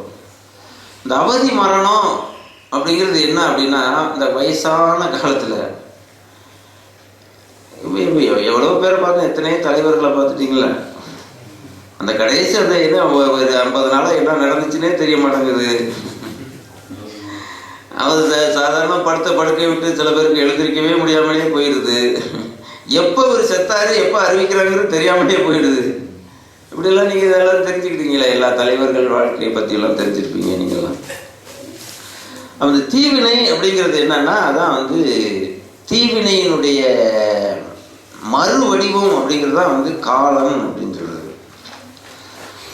அந்த பழனியை மிதித்தவர்கள் காலன் முகம் காணார் அப்படின்னு ஒரு பாடல் வந்து ஒருத்தர் எழுதியிருக்காரு. அந்த பழனி எல்லையை மிதித்தவங்களே காலன் முகம் காண. அப்போ இங்கே அயோக்கியர்கள் நிறைய பேர் இருக்காங்க, அவனுக்கெல்லாம் வந்து காலன் இருக்காது அப்படின்னு அர்த்தம் இல்லை. புண்ணியத்தோடு அந்த பக்தியோடு வந்து இந்த பழனி முருகப்பெருமானை தரிசித்தவங்களுக்கு வந்து காலன் முகம் காணார். அதை காமிய தெளிந்து இளையாதே காலர் கை படிந்து மடியாதே அப்படின்னு. கார்மாமிசை காலன் வரி கலப தேர்மாமிசை வந்து எதிரப்படுவாய் அப்படின்னு கந்தர் அனுபூதியில் சொல்லுவார். கார்மாமிசை அப்போ எப்போ கார்மாமிசைனா என்னுடைய கடைசி காலத்தில் அந்திம காலத்தில் கார்மாமிசை காலன் வரி கலப தேர்மாமிசை வந்து எதிரப்படுவாய். அந்த யமன் வரும்போது நீ தப்பா வந்து எதிர வந்து நிற்கணும், என்னால் ஒன்றும் சமாளிக்க முடியாது. அந்த காலன் அப்படிங்கிறது என்ன அப்படின்னா உங்களை மரண காலத்தில் அவதிப்படுத்துகின்ற ஒரு சக்தி, ஒரு மாபெரும் சக்தி. அது இருள் சக்தி அப்படின்னு சொல்றது. இந்த 6 இருள் உய்த்து விடும் வள்ளுவர் சொல்றாருல, அந்த 6 இருள் அப்படிங்கிறது தான் காலன், வேற ஒன்றும் இல்லை. அப்ப இந்த அந்த வல்லபம், அந்த இறை சக்தி, அந்த அருள் வல்லபம் இதெல்லாம் காரியப்பட்டுச்சு அப்படின்னா அந்த கடைசி காலத்தில் அந்த மரண அவதி அப்படிங்கிறது இருக்காது. இப்போ நேற்று முந்தினாலே ஒரு சிந்தனை தோணுச்சு. அதுதான் வெங்கட் அவர் வந்து இதுக்கு போகிறதுக்கு முதல்ல பையை எடுத்துட்டு கிளம்பி வெளியில் போயிட்டார். எல்லாரும் அந்த சொற்பொழி முடிகிறதுக்குள்ளே பையை கிளம்பிடலாமான்னு நினச்சாரு. அவர் ஒரு கேள்வியை கேட்டார், உயிர் எப்படி பிரிய வேண்டும் அப்படின்னு. அவரா நீங்களா? நீங்களும் அதை ஞாபகப்படுத்துங்க. ஒரு மனிதனுக்கு உயிர் எப்படி பிரியணும், எப்படியெல்லாம் பிரிஞ்சுக்கிட்டு இருக்கு. இந்த எல்லா சித்தர்களும் தெரிஞ்சோ தெரியாமலோ பார்த்தீங்கன்னா ஒத்த கருத்தை இப்போ பட்டினத்தார் சொல்லுவார். அதாவது வந்து அவர் ஒரு இடத்துல சொல்லுவார், காலன் வரும் முன்னே கண் பஞ்சடையும் முன்னே ஊரார் அழு முன்னே உற்றார் சுடு முன்னே குற்றாலத்தானே நீ கூறு அப்படின்னு சொல்லுவார். எல்லா சித்தர்களும் பார்த்தீங்கன்னா நான் வந்து யம முகத்தை பார்க்கக்கூடாது, காலன் முகத்தை பார்க்கக்கூடாது. அது இப்போ அருணகிரிநாதருக்கு வந்து இன்னும் கொஞ்சம் கூடுதலாக சொல்கிறாரு. அதாவது இந்த அதாவது வந்து சற்றன் கை கெட்டவே அப்படிம்பாரு. அதாவது ஞான சுடர் வடிவால் கண்டாயடா அந்தகா வந்து பார் சற்றன் கை கெட்டவே அப்படிம்பாரு. என் கை கட்டின தூரத்தில் மட்டும் நீ வந்து நின்றுட்டு மட்டும் நீ போயிரு, உன்னை உயிரோட விடுறான்னு உன்னை பார்ப்போம் அப்படின்னு. ஞான சுடர் வடிவால் கண்டாயடா என் முருகப்பெருமான் அவர் கையில் வச்சிருக்காரு சூழாயிரம் வேல், அது என்கிட்ட கொடுத்து வச்சிருக்காரு. அதை நீ பார்த்துருக்கியா பார்க்கலையா? அதை பார்த்துட்ட அப்படின்னா என் கை கட்டின தூரத்தில் நீ வந்து பாரு, நீ தப்பிச்சு போறியான்னு பார்ப்போம் அப்படின்னு. இதே திருமூலர் அதே மாதிரி தான் சொல்லுவார். நமன் வரின் ஞானவால் கொண்டு எரிவன் சிவன் வரின் உடல் போவது தின்னும் அப்படிம்பாரு. இப்போ ஏன் எல்லா சித்தர்களுமே யம முகத்தை பார்க்கக்கூடாது அப்படின்னு? இந்த வயசான காலத்தில் மரணம் எப்படி வரும் அப்படின்னு சொன்னால், அதாவது வந்து நீங்கள் வந்து ஆக்சிடெண்ட் ஆகி செத்து போயிடுறாரு, ஒருத்தர் தீ விபத்தில் செத்து போயிடுறாரு. அவர் கடைசி நேர வேதனை தான். அது வந்து திடீர்னு விபத்து, திடீர்னு ரத்தம், போர்க்காலத்தில் ரத்தம் சிந்தி உயிர் போகிறாங்க. அவங்களுக்கெல்லாம் வந்து உயிர் போனதுக்கு பிறகு மிகப்பெரிய அவதி. அது எப்படிங்கிறத உங்களுக்கு விளக்க முடியாது.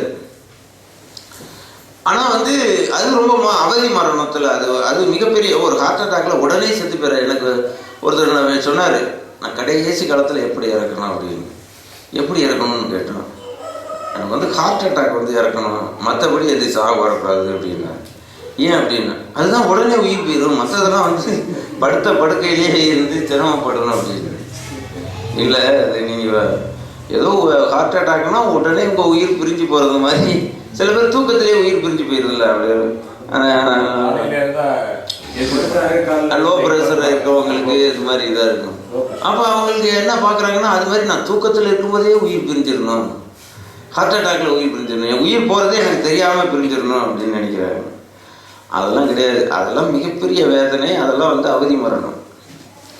உயிர் வந்து அதுவாக அதாவது வந்து உயிரை ஏண்டா என் உயிரை எடுக்கிற அப்படின்னு சொல்கிறாங்கல்ல, உயிரை இன்னொருவர் எடுப்பது போன்ற ஒரு நிலை ஏற்பட்டால் அது மிகப்பெரிய அவதி மரணம். அது வந்து எல்லா சித்தர்களும் ஞானிகளும், ஆனால் அதுக்காக வேண்டி உயிரே விடாமல் இருக்க முடியாது. என்றைக்கோ ஒரு நாள் உயிரை விட்டு தான் ஆகணும். அது எத்தனை வருஷம் வாழ்ந்தாலும் சரி, 100 வருஷம் வாழ்ந்தாலும் சரி, 200 வருஷம் வாழ்ந்தாலும் சரி, 300 வருஷம் வாழ்ந்தாலும் சரி, தாயின் வயிற்றில் நம்ம பிறந்துட்டோம் அப்படின்னாலே என்றோ ஒரு நாள் உயிர் விட்டு தான் ஆகணும்.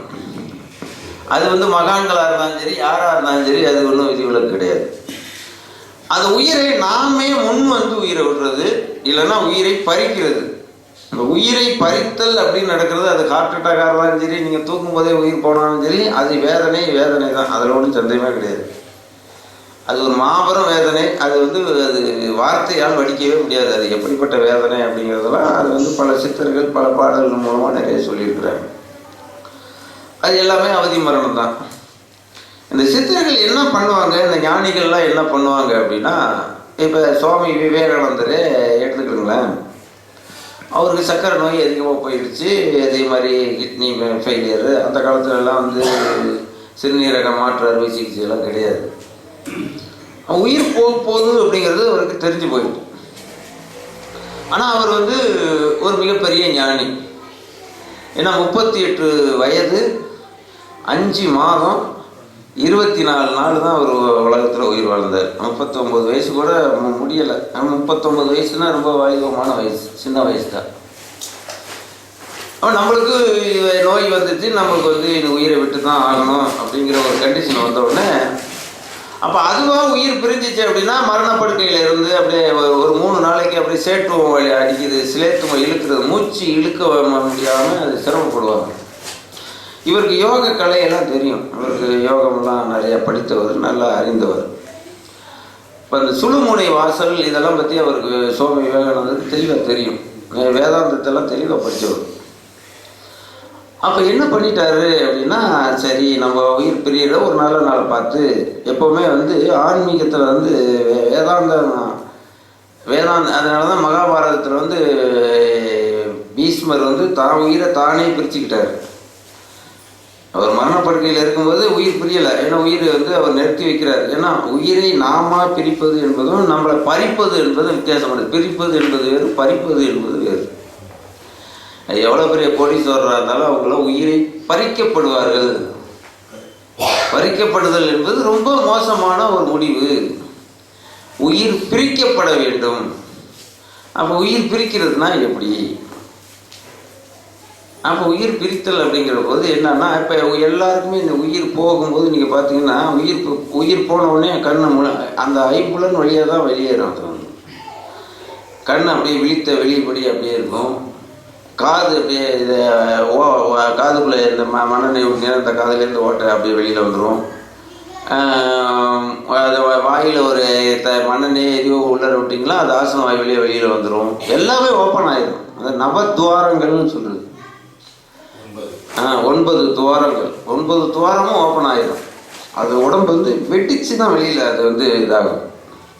அது பார்க்குறது கண்ணை கொடூரமாக இருக்கும். அது அப்போ என்ன பண்ணுவாங்க, பக்கத்துலேயே இருந்து கண்ணை வந்து அப்படியே மொழி பிதிங்கிடும் வெளியில். அப்படியே வந்து அது ஆக்சிடெண்ட் ஆனாலும் சரி, ஹார்ட் அட்டாக் ஆனாலும் பாருங்கள், உயிர் புரியும் போது விழி பிதிங்கி தான் விழி வந்து வெளியில் வந்துடும். அவன் ஒரு உள்ளே இருக்கிற கண்ணு வெளியில் வருது அப்படின்னா அது எவ்வளோ பெரிய ஒரு அதிர்வுல அந்த உயிர் பிரியுது. அது வந்து ரொம்ப பேருக்கு தெரியாது. ஒரு மாபெரும் அது பிரளய வெடிப்பு இருக்கும்போது, இந்த பிரபஞ்சம் வெடிப்பு இருக்கும்போது எப்படி இருந்துச்சோ அந்த மாதிரி இருக்குமா. அது அவ்வளோ பெரிய அதிர்ச்சியில தான் ஆன்மா வந்து வெளியேறும். அது அந்த ஃப்ராக்ஷன் ஆஃப் செகண்ட்ல அதாவது ஒரு மனிதன் 100 வயசு கஷ்டப்படுறான். நான் கஷ்டப்பட்டேன்னு சொல்றாங்க. அந்த 100 வருஷம் கஷ்டப்பட்டதை அந்த உயிர் பிரியும் போது இருக்கின்ற சில வினாடிகள் மாபெரும் துன்பமாக இருக்கு என்று எல்லா ஞானிகளும் சொல்றாங்க. அது இந்த பிரளய வெடிப்புக்கு சமமானது அப்படின்னு சொல்றாங்க. அதனாலதான் விழி பிதுங்குது.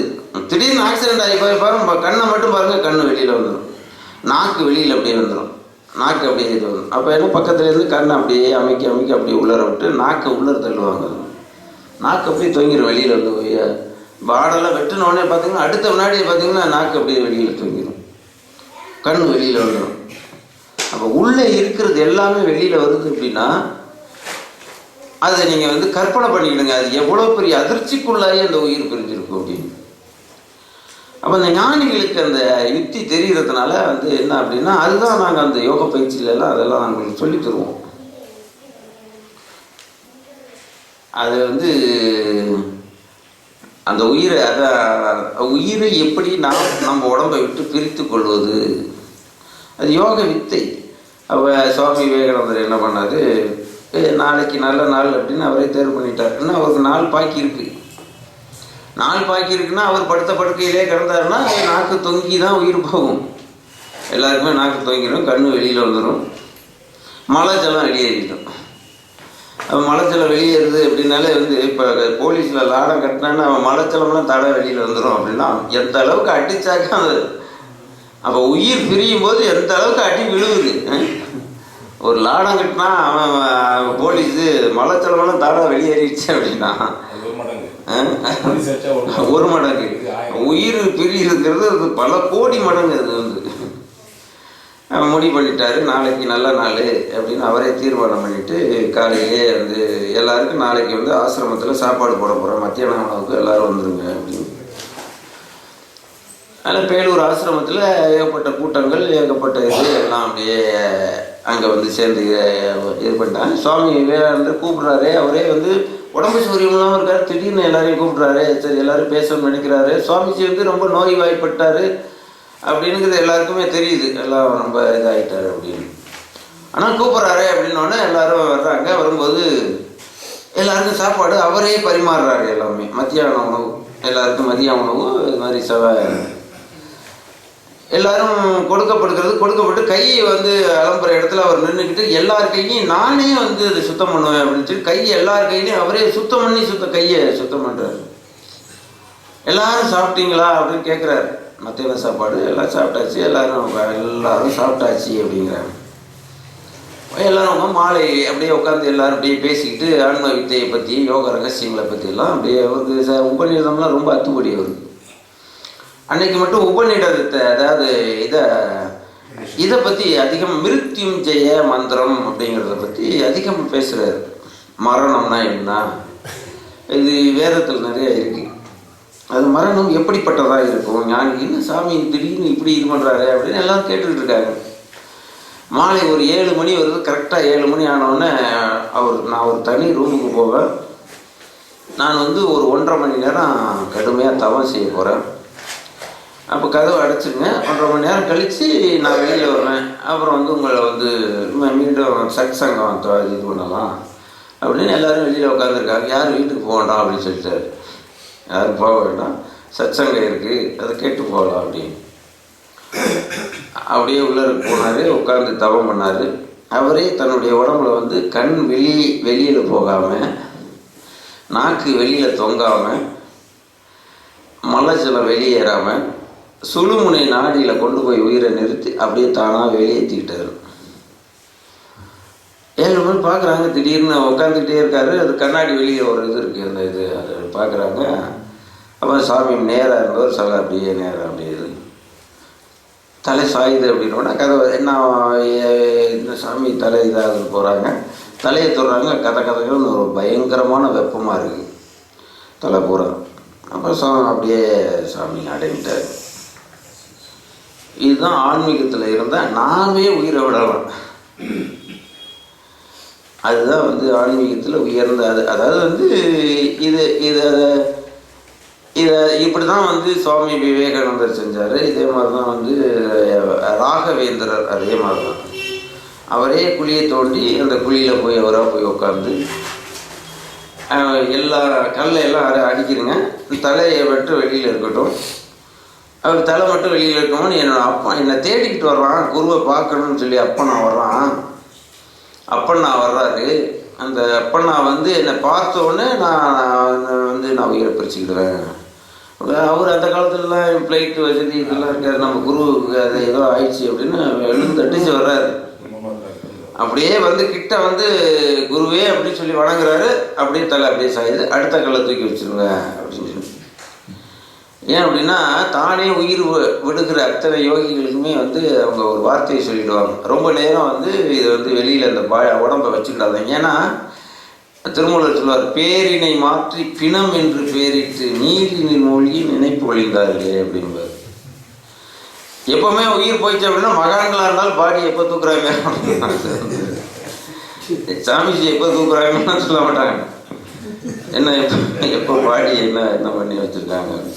அந்த மாதிரி பிணம் அப்படின்னு, ஏன்னா சுவாமிஜி அந்த இறையாற்றலோடு வாழ்ந்தவங்க பிணம் அப்படின்னு பேர் வைக்கக்கூடாது அப்படிங்கிறதுக்காக அவங்களே ஏற்கனவே முன்னாடியே குழியை தோண்டி அவங்களே ரெடியாக போய் ராகவேந்திரர் மாதிரி ஆடுறவங்க அவங்களே இன்னொருத்தன் தூக்கக்கூடாது அப்படின்னு சொல்லி அவங்களே போய் உட்காந்து அந்த தலை சாய்ஞ்சு அடுத்த முன்னாடியே இன்னொரு கல்லை தூக்கி வச்சுருவாங்க மேலே.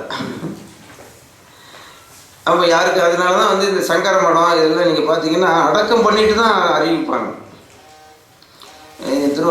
திருவாரூர் ஆதீனம் இதெல்லாம், இந்த ஆதீனம்லாம் அந்த சுவாமிஜி இறந்துட்டாங்கன்னா அவங்க ஏன்னா வெளியில் அவர் இது பண்ணுறதே டெக்ளேர் பண்ணுறதே சமாதியை தான் போய் பூஜை பண்ணுறது மாதிரி தான் வரும். ஏன்னா பிணம் அப்படின்னு பேர் வச்சிடக்கூடாது. இது கொஞ்சம் அட்டமா சித்திகள் தெரிஞ்ச ஞானிகளாக இருந்தாங்க. என்ன பண்ணுவாங்க, இப்போ வள்ளலாரெலாம் என்ன பண்ணார் அப்படின்னாக்க, இவனுக்கு நம்ம உடம்பே காட்டக்கூடாது அப்படின்ட்டு தன்னோட உடம்பை மறைச்சி கொண்டு போய் எங்கேயாவது ஒரு குகைக்குள்ளே உள்ளர வச்சுட்டு அந்த அதாவது மனிதர்களே எட்டி பார்க்க முடியாத குகைக்குள்ளே வச்சுருவாங்க. எல்லாம் கங்கைக்குள்ளேயே போய் இதுலேயே போய் அது மாதிரி கங்கையிலேயே மூழ்கிறது, தப்ப அதுலேயே போட்டுறது உடம்ப. ஏன்னா மனிதர்கள் பிணம்னு பேர் வச்சுருவாங்கல்ல, பிணம்னு பேர் வைக்கக்கூடாது. இல்லைன்னா இன்னொரு அனுதாப அலைங்கிறது, ஐயோ நெட்வொர்க்லேயும் இருந்தாரு காணாம போயிட்டாரு அப்படி ஒரு அனுதாப அலை அந்த இது பண்ணக்கூடாது அப்படிங்கிறதுக்காக அப்படி செஞ்சுருவாங்க. இதை விட கொஞ்சம் உயர்ந்த யோகிகள் யாருமே இந்த உடம்பை வச்சுக்கிட்டு டிசப்பியரெல்லாம் ஆக முடியாது. என்னைக்கு நீங்கள் எங்கே ஒரு இடத்துல டிசப்பியர் ஆனால் இன்னொரு இடத்துல உடம்பு தான் ஆகும். பஞ்சபூத உடம்பை பஞ்சபூதத்துக்கு கொடுத்து தான் ஆகணும். அது நீங்கள் இது விவரம் தெரியாதவங்க வள்ளலார் ஜோதி ஆகிட்டாரு, அப்படியே தன்னை உடம்பை இதாகிட்டாரு, அதெல்லாம் சாத்தியமே கிடையாது. அப்படியே தன்னுடைய உடம்புல இருக்கிற நெருப்பை தானாக எரிச்சு எப்படியா இருந்தாலும் சாம்பல் தான். நீங்கள் வச்சு விறகு கட்டியை வச்சு எரிச்சாலும் ஒன்று தான். தன்னுடைய உடம்புலே 1000 கோடி சூரிய பிரகாசம்னு வச்சுக்கிட்டு அதே மாதிரி உடம்பை எரித்து தன்னுடைய உடம்பையே சாம்பல் வராமல் எரிச்சுக்கிட்டாலும் எப்படி இருந்தாலும் அது வந்து நான் பஞ்சபூதத்தை கொடுத்து தான் ஆகணும். அது உடம்போடு நம்ம வந்து இங்கே மேலே எல்லாம் போகலாம் முடியாது. கைலாயத்துக்கெல்லாம் நம்ம உடம்போடு தர்மர் போனார், வைகுந்தம் போனார் உடம்போடு அப்படிங்கிற மாதிரிலாம் யாரும் உடம்போடலாம். இந்த உடம்புங்கிறது இந்த பஞ்சபூதம், இந்த பூமியை சுற்றி இருக்கிற பஞ்சபூதத்தினுடைய கடன். இங்கே வாங்கின கடனை இங்கேயே கொடுத்துட்டு தான் போகணும். அங்கே இந்த கடனை எடுத்துட்டுலாம் வேற எங்கேயும் எடுத்துட்டுலாம் போக முடியாது. அந்த மாதிரி என்னன்னா உலகுக்கு தெரியாமல் தன்னுடைய முடிவை மாற்றிக்கிடுவாங்க மிகப்பெரிய சித்தர்கள், அட்டமா சித்தி வாய்ந்தவர்கள்லாம். அப்படிதான் வந்து பட்டினத்தார் அப்படிதான் தன்னுடைய உடம்பை வந்து உலகுக்கு கொடுக்கல. அதே மாதிரி அருணகிரிநாதன் உலகுக்கு கொடுக்கல. அவருடைய பாடியை எந்த இடத்துல அடக்கம் பண்ணாங்கன்னா அவர் உலகுக்கு கொடுக்கவே இல்லை. அதே மாதிரி திருமூலர்கள், 18 சித்தர்கள், அவங்கெல்லாம் உடம்பை வந்து உலகுக்கு கொடுக்கவே இல்லை. உலக மக்கள் யாரும் அதை பார்க்கவும் இல்லை. அந்த மாதிரி செய்து கொண்டார்கள். எனவே முதல்ல நம்ம வந்து இந்த அருள் வரணும். அருள் வரில் எல்லாம் வரும். எனவே அருள் பெற முயல்க அப்படின்னு வள்ளலார் சொல்லுவார். அருள் பெறணும்னா அதுக்கு எது நம்ம பெற விடாமல் தடுக்குது அப்படின்னா நம்மளுடைய தீவினை. அப்போ இந்த தீவினையை போக்கணும் அப்படின்னா இந்த மாதிரி நீங்கள் வந்து ஏதாவது ஒரு தியாகம் பண்ணி தான் ஆகணும். இப்போ எங்களுக்கு வந்து நிறைய ஒருத்தருடைய பாவங்களால் சேர்ந்தது தான். அது எப்படியா இருந்தாலும் சரி, 100 கோடிக்கு அதிபதியாக நம்ம இருக்கிறோம் அப்படின்னா இந்த 100 கோடி எப்படியோ ஒரு வகையில் நம்ம அப்பா சம்பாதிச்சிருக்கலாம், தாத்தா சம்பாதிச்சிருக்கலாம், தாத்தாவோட தாத்தா சம்பாதிச்சிருக்கலாம். எப்படியோ மக்களுடைய உழைப்பை அவர் சுரண்டி எதை வச்சிருந்துருக்காருன்னு அர்த்தம். அதெல்லாம் ஒன்றும் சந்தேகமே கிடையாது. அப்போ சொத்து சேருது அப்படின்னாலே அது ஒரு அப்பார் மூலமாக சொத்து சேருறதுனால அப்பா அவருடைய தீவினை வருது அப்படின்னு தான் அர்த்தம். அப்போ நம்ம வந்து இது மாதிரி நான் வருத்திக்கணும், ஏதோ ஒரு மூலையில் வருத்திக்கணும். இப்போ நாங்கள் வந்து இது மாதிரி உங்களை மாதிரி வருத்திக்கணும்னு அவசியம். இப்போ எல்லாம் 3 நாள் நல்ல பாத யாத்திரையாக நடந்து வந்தீங்க. நான் முதல் நாள் பார்த்தோம் ஒரு 20-25 கிலோமீட்டர் மட்டும் நடந்தோம். இது நம்மளுக்கு ஒத்து வராது அப்படின்னு நான் உடனே கார் யாத்திரையாக மாற்றிக்கிட்டோம். நம்ம வேற மாதிரியா மாற்றிக்கிட்டோம் அப்படின்னு சொல்லி அது ஏன் நம்மளுக்கு வந்து இந்த ஒரே இடத்துல இருந்து பயிற்சி பண்ணதுனால அந்த பிரீத்திங் எல்லாம் ரொம்ப கம்மி பண்ணதுனால என்ன ஆகுது, இங்கே இது மாதிரி யாத்திரை பண்ணுவதற்கான கண்டிஷனில் உடம்பு இல்லை. அதனால இதை யாத்திரை செய்ய முடியலை. இப்போ நாங்கள் என்ன பண்ணுவோம், நாங்களும் வந்து பண்ணிக்கிட்டே தான் அந்த தீவினையே எப்படியாவது ஒரு வகையில் வந்துட்டு தான் இருக்கும். அதை கழிச்சுட்டு தான் இருக்கணும். அப்போ போய் என்ன வருத்தி தவம் செய்கிறது. 48 நாள், 50 நாள், 100 நாள் இப்படி இருந்து தன்னுடைய உடம்பை வருத்தி கொண்டு தவம் செய்கிறது. தவம் எப்படி இருந்தாலும் இந்த உலக வாழ்க்கையில் நாம் தீவினையை ஒட்டுமொத்தமாக நீக்கினால் மட்டும்தான் அருள் வல்லவம் என்பது வரும். அதில் திருமூலர் பாட்டு கூட வந்து கோவிலில் என் உடம்புல தான் இருக்குது, நான் அதை போட்டு முதல்ல வறுத்துனேன் ரொம்ப போட்டு. அதுக்கப்புறம் இதுக்குள்ளே தான் இதை ஒழுங்காக பார்த்துக்கணும் அப்படின்னு சொல்கிறாரு. நீங்கள் சொல்கிறது வந்து உடலை வருத்துனா அது ரொம்ப தீவிரம். வெங்கட் நல்ல கேள்வி கேட்டார். அதாவது வந்து இலை தொட்டு பூ பறித்து எந்தைக்கென்றெண்ணி மலர் தொட்டு கண்டேன் வரும் பலன் காணேன் தலை தொட்ட நூல் கண்டு தாழ்ந்தெழுதிய நூலம் தலை தொட்டு கண்டேன் தவன் கண்டவாரே அப்படின்னு திருமூலர்னு சொல்லுவார். பல சித்தர்கள் சொல்லுவாங்க. அது வந்து நீங்கள் ஆரம்ப நிலையில் உங்களுக்கு தவம் செய்ய தெரியுமா? தெரியாது. நமக்குள்ளேயே இறைவன் இருக்கிறாரு அப்படிங்கிறத உங்களால் அறிய முடியுமான்னு அறிய முடியாது. அது என்னதான் நீங்கள் கேள்வி கேட்டாலும் இறைவன் நமக்குள்ளே இருக்கிறாருன்னு சொல்லிக்கிட்டே தான் தெரியலாமா உங்களுக்கு. எங்கே இருக்கிறாரு, எப்படி இருக்கிறாரு, எனக்குள்ளே இறைவன் இருக்காரு, எந்த இடத்துல இருக்காரு, யாராவது பார்த்துருக்கீங்களா? ஒரு 10 நிமிஷம் உங்களால் வந்து மனசை ஒருநிலைப்படுத்தி மனசை ஸ்டில்லாக்கி நிறுத்தி உங்களால் தவம் செய்ய முடியுமா? தவம் செய்ய முடியாது. அப்போ இதெல்லாம் முடியாத பட்சத்தில் என்ன பண்ணணும் அப்படின்னா, பட்டினத்தாரே சொல்கிறாரு, வாசிதனை பார்த்து மகிழ்ந்துனைத்தான் போற்றாமல் காசி வரை போய் திரிந்து காலத்தேன் போறானமே அப்படிங்கிற. நான் நடந்து காலெல்லாம் தேய்ச்சி போச்சப்பா, ஆனால் மூக்குக்குள்ளே இயங்குகிட்ட மூச்சு காட்டிலேயே நீ இருக்கிறங்கிறத ரகசியம் தெரியாமல் நான் இப்படியெல்லாம் அலைஞ்சிருக்கேன்னு சொன்னான்னா, அப்படியெல்லாம் அலைஞ்சாதான் இந்த ரகசியமே தெரிய வரும்னு அர்த்தம்.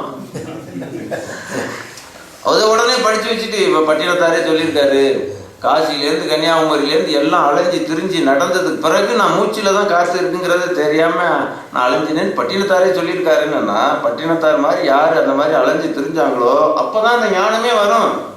புத்தர் கூட பட்டினியா பசியா நிறைய இடத்துல தெரிஞ்சு தேவையில்லை அப்படின்றாரு. ஆனா அவர் அலைஞ்சு தெரிஞ்ச பிறகுதான் அந்த ஞானம். அதே மாதிரி புத்தர் மாதிரியே இன்னொருத்தர் அலைஞ்சு தெரிஞ்சாதான் அந்த ஞானமே வரும். முதல்ல ஒண்ணு நமக்கு கிடையாது. ஆமா, ஒண்ணு கிடைக்குது அப்படின்னாலே கிடைக்கிறதுக்கு முன்னாடி நீங்க கொடுக்கின்ற தியாகம்னு ஒண்ணு இருக்குல்ல.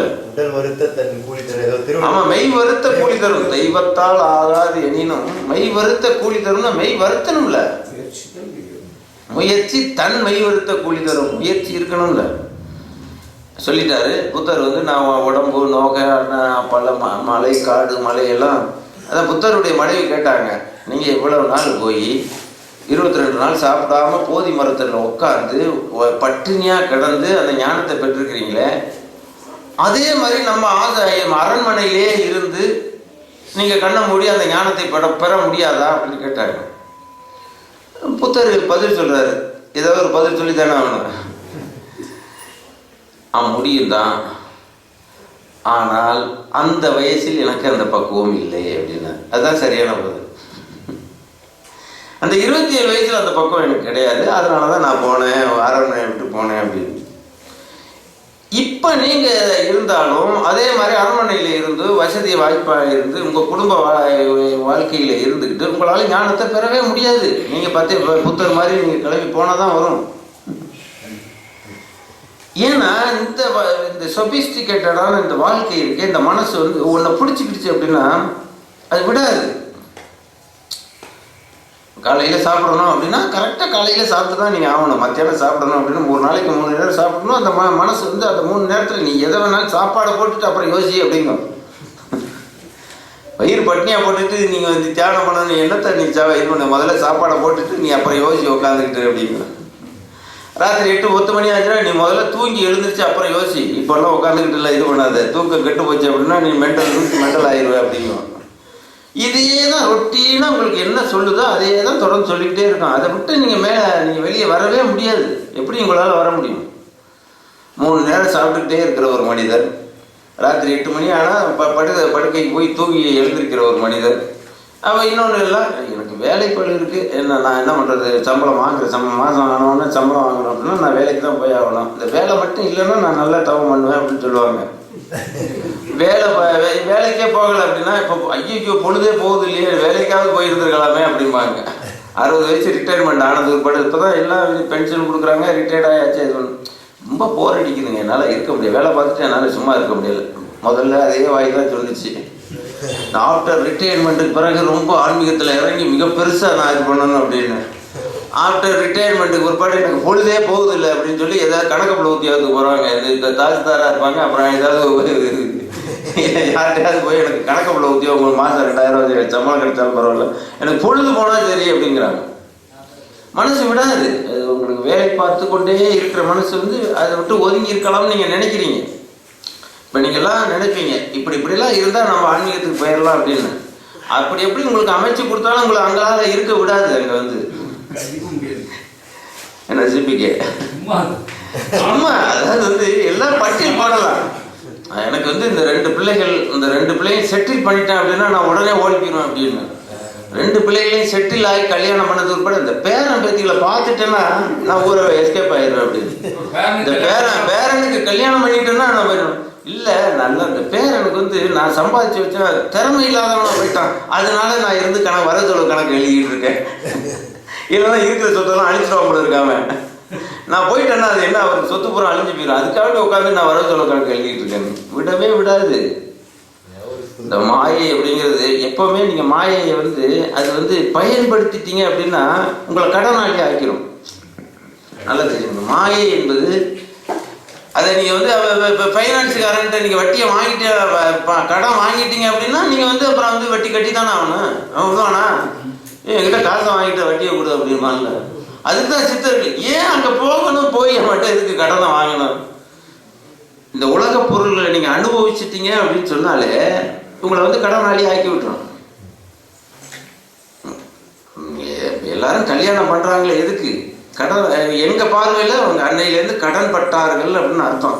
நீங்க கல்யாணம் செய்தார்கள் நீங்க சொல்றதுல, ஞானிகள் பார்வையில கடன்பட்டார், கடன்பட்டார் நெஞ்சம் போல் கலங்கி நின்றான் இளமை வேண்டன். அப்புறம் கல்யாணம் இருக்குல்ல, அப்புறம் பதில் நீங்க சொல்லித்தானே ஆகணும். ஏயா நீ கல்யாணம் பண்ண, அப்பவே நீ போயிருந்துருக்கலாமே, நீ என் உயிரை ஏயா வாங்குற? ஆமா, அவங்க தான் கடன் கொடுக்குறாளாச்சு. அவங்க வந்து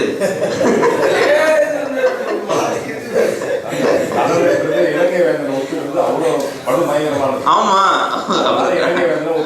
அது மாதிரி கல்யாணம் பண்ணவங்க எல்லாம் இலங்கை வேந்தன் அவதிப்படுறது மாதிரி பண்றாங்கன்னு அர்த்தம்.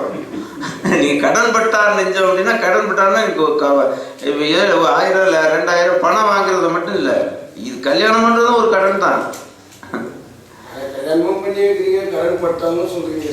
என்ன பண்றது, கொஞ்சம் நீங்க வந்து என்ன, நான் வந்து நல்லா வாழணுமேனா போய் அங்க வந்து பைனான்ஸ் கடை இருக்கு, போய் ஏதாவது வந்து கடன் வாங்கி தொழிலை நடத்தி பிசினஸ் பண்ணி வாழ்க்கையில உயர்ந்து போகணும்னு சொல்லி அனுப்பி வைக்கிறோம்.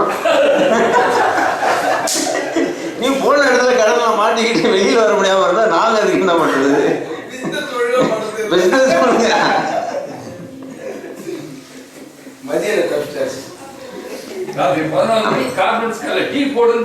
ஆமா ஆமா, அப்புறம் அந்த கடனுக்கெல்லாம் வட்டி முதல் கொடுத்துதானே அவனு. ஒரே நாள் 3-4 கடலை டீ போட சொல்லுமா? அதான் இந்த மாயை வந்து ஏன் சித்தர்கள் ஞானிகள்லாம் அந்த ஏன் அதை நினைப்பது நடக்க, நினைப்பதை மறக்க வேண்டும். அப்ப என்னன்னா, மாயை வேணும் அப்படின்னு நம்ம நினைச்சிட்டோம் அப்படின்னால சிக்கலாயிடும். எனவே மாயை, மாமாயை, மகாமாயை, அது என்ன? மாயை அப்படின்னா இன்னைக்கு சாதாரண மனிதர்களை பிடிக்கிறது. எனக்கு காலையில் 8 மணி ஆனால் டீ சாப்பிட்டு தாங்க ஆகணும்.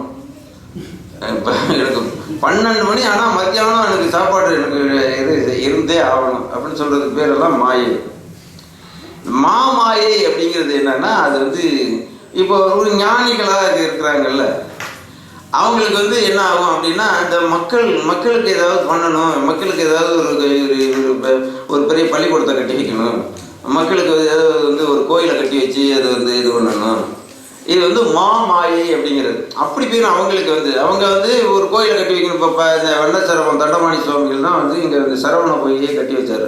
வருஷ கணக்கில் இருந்து போராடி பல ஆண்டுகள் வந்து அந்த அந்த தண்ணி எடுக்கிறதுக்கு படாத பாடுபட்டார். இங்கே வந்து இப்போ அப்போல்லாம் ரொம்ப வறட்சி.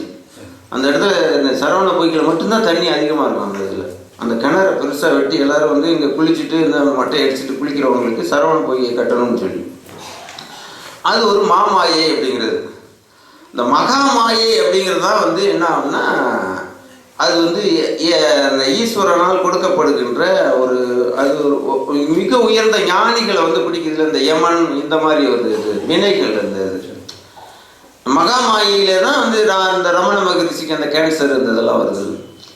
இந்த மாதிரி மிகப்பெரிய ஞானிகளுக்கு அதை மீட்க முடியாதபடி அதை வந்து பிடிச்சிக்கணும். அதான் மகாமாயை அப்படிங்கிறது. இந்த மாமாயை, மாயை, மாமாயை, மகாமாயை அப்படிங்கிறது. அந்த மகாமாய்க்கு யமனே வருவாரா? மகாமாயைங்கிறதுக்கு யமனே வருவார். அவர் இதுக்கு மேலே நீங்கள் வந்து இந்த உலகத்தில் இருக்கக்கூடாதுன்னு சொல்லி அவர் இதை கொடுத்துருவார். இது 3க்குமே வந்து இது கொடுக்கணும், அல்வா கொடுக்கணும். மாயை, மாமாயை, மகாமாயை 3 மாயைக்குமே வந்து அதை எதுக்கவும் கூடாது. எப்போவுமே மாயைக்கு வந்து நேருக்கு நேராக எதிர்த்தா அதுதான் ஜெயிக்கும்.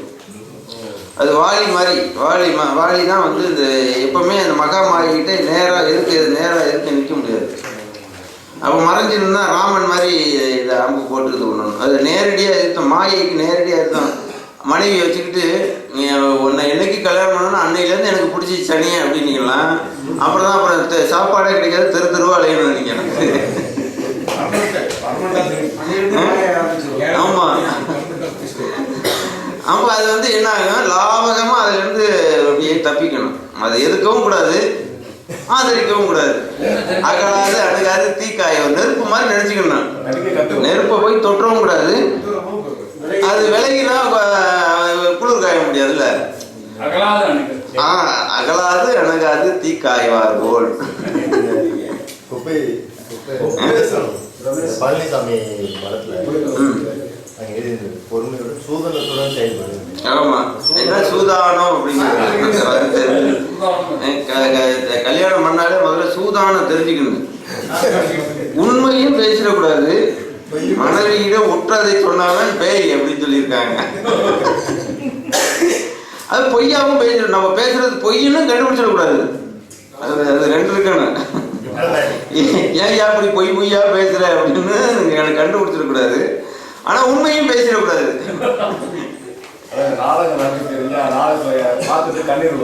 ஆமா, அந்த மாதிரி நீங்க கொண்டு போகணும் வாழ்க்கையில். அப்பதான் ஜெயிக்க முடியும்.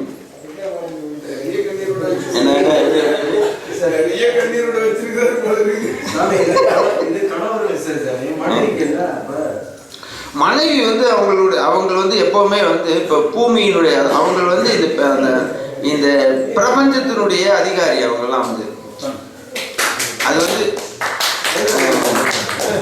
அது பூமி தாய் அப்படின்னு தானே அதை சொல்றோம். அது வந்து அது ஒரு டிபெண்டான ஒரு ஒரு எதையோ ஒரு இல்ல, இந்த பிரபஞ்ச வாழ்க்கை நிலைச்சு இருக்கணுங்கிறதுக்காண்டி படைக்கப்படுறவங்க பெண்மை, தாய்மை அப்படிங்கிறது. அப்பதானே பூமி எல்லாருமே ஞானி ஆயிட்டாங்கன்னு பூமியில. அப்ப இந்த பூமியில வந்து அந்த செவ்வாய்க்கிழமை மாதிரி ஆகிடும்ல. எல்லா உயிரினங்களுக்கும் பெண்கள் இல்லைன்னு வச்சுக்கிடுங்க. அப்ப வந்து அடுத்த ஜெனரேஷன் இருக்காது. அப்புறம் செவ்வாய்க்கிழமை மாதிரி ஒண்ணும் பொட்டக்கால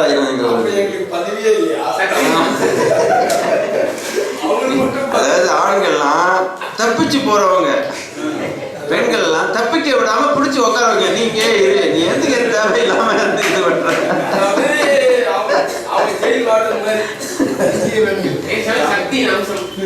அவங்க சக்தியினுடைய அம்சம். அது அவங்களுக்கு இறைவனுடைய நேரம் எப்பவுமே.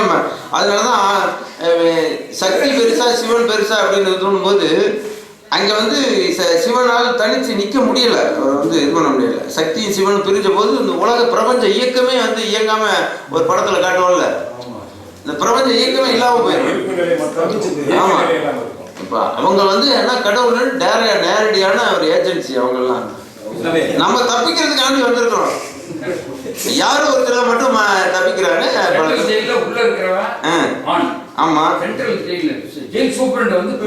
ஆமா, ஆமா ஆமா ஆமா, அதுல தப்பிச்சு ஏதோ ஒருத்தர் 2 பேரும் தப்பிச்சு வெளில போயிட்டு இருக்கு. அவங்களுக்கு மறுபிறவி கிடையாது. பொங்கல் வந்து மம்மீஸ்லமே, ஆண்கள் வந்து கம்மீஸ்லமே. சாமி யாத்திரை பண்றது சஷ்டி விரதம் இருக்கிறதோட மெயின் விஷயம் கத்துக்கணும்னா கொண்டாடிட்டு இருந்து தப்பிச்சுட்டாலும் ஒரு பிரிவில் இருந்து தப்பிச்சிடலாம். ஆமா ஆமா, எவ்வளவு பெரிய அனுபவம். இந்த மாதிரி ஆட்கள்லாம் வந்து மெய் வரிசை இதெல்லாம் பண்ணாங்க இல்லையா. இப்போ ஒரு பக்கம் இந்த மாதிரி கடன் பட்டார் அப்படின்னா ஃபேமிலி வாழ்க்கை ஈடுபட்டாரே கடன் பட்டான்னு சொல்லி அதுவும் அதுக்கு கொஞ்சம் ஈக்குவலண்டா வர மாதிரி வருமா? அப்படி இல்ல, அது மேலும் மேலும் கடைசியில பண்ணா கடைசி இதுல வந்து கடன் தான் மிச்சம் இருக்குமே தவிர அவங்களுக்கு வந்து வினை வந்து இதுல வந்து அப்படியே வந்து நீங்க இதாகும்போது அந்த கம்போசிங் ப்ராசஸ் அந்த இது ஆகும்போது டிஸ்போஸுங்கிறது ஆக வாய்ப்பே இல்லாமல் போயிடும். ஒரு மிகப்பெரிய ஒரு பந்தம் ஒரு அதாவது வந்து முதல்ல ஒரு கயிறு. முதல்ல வந்து நீங்கள் வந்து திருமணங்கிற முதல் கயிறு. அப்புறம் உங்களுக்கு அடுத்த கயிறு பிள்ளைகளுக்கு ஒரு மனைவிக்கு ஒரு கடமைன்னு ஒன்று வரும். அடுத்த கடமை பிள்ளைகளுக்கு செய்ய வேண்டிய கடமைன்னு ஒன்று வரும். அப்புறம் பிள்ளைகளை வச்சு அந்த சமூகத்துக்கு செய்கிற கடமைன்னு வரும். அவங்களை சார்ந்தவங்களுக்கு சமூகத்துக்கு நீ என்ன பண்ணியிருக்க, உன்னை சார்ந்தவர்களுக்கு நீ என்ன பண்ணியிருக்கிற அப்படின்னா அந்த சமுதாயங்கிற வட்டம் அப்படியே ஒரு பின்னலா நம்மளை வந்து வெளியேற விடாம ஆக்கி வச்சிடும் அப்படியே. ஆமா, ஊர்ல இருந்து தப்பிச்சு போனாங்க. அங்க போய் இன்ஸ்டிடியூஷன்ல ஆரம்பிச்சு. ஆமா, ரெண்டாவது மாமாயில கரெக்ட். மாயையில தப்பிச்சா அடுத்த மாமாயை வட்டம் போட்டுரும். இந்த குடும்பம் அப்படிங்கறத தப்பிச்சா நீ ஒன்னும் ஃப்ரீடம் ஆயிட முடியாது. மாயை தப்பிச்சோன்னா அடுத்த மாமாயி பெரிய வட்டம் போடும். மக்கள் கூட்டத்துக்கு நீ என்ன பண்ண, மக்கள் கூட்டம் வரும். பக்தர்களுக்கு நீ என்ன பண்ண, பக்தர்கள் கூட்டம் வரும். அப்போ அதுலேருந்து தப்பிச்சு போகிறது பெரிய விஷயம். அது வந்து இப்போ சுவாமி விவேகானந்தெல்லாம் மாமாயில சிக்கனம் வரணும். அது என்ன சாமி நல்லதானே விரிவாக்கிட்டே போனாரு. ஆசிரமம் இந்து மதத்துக்கு ஏதாவது ஒன்று பண்ணணும் அப்படின்னு என்னை மாமாயை வென்று விட்டது அப்படின்னு அவரே ஸ்டேட்மெண்ட் சொன்னார். அதான் சீரடி பாபா அவர் சொன்னாரு, மாயை துரத்தினால் நான் அவளுக்கு அகப்படவில்லை அப்படின்னு ஒரு வாசகம். இப்போ இதெல்லாம் நல்லது தானே சாமி பண்றாங்க, சொசைட்டிக்கு நல்லது பண்ணணும்னு பண்றாங்க. இந்த சரவண பொய் ஆகட்டும், அது மாமாய ஏதோ அதுல ஒரு பந்தம் வந்துடும். ஆமா, அதுல என்ன தவறு? அது அவங்க பண்ண விஷயம் நல்ல விஷயம் தான். ஆமா, யாராவது பண்ணணும். ஆமா, என்ன அதுல தவறு போச்சு? அதாவது பூமியில இருந்து சிந்திச்சா அது தவறே கிடையாதுதா.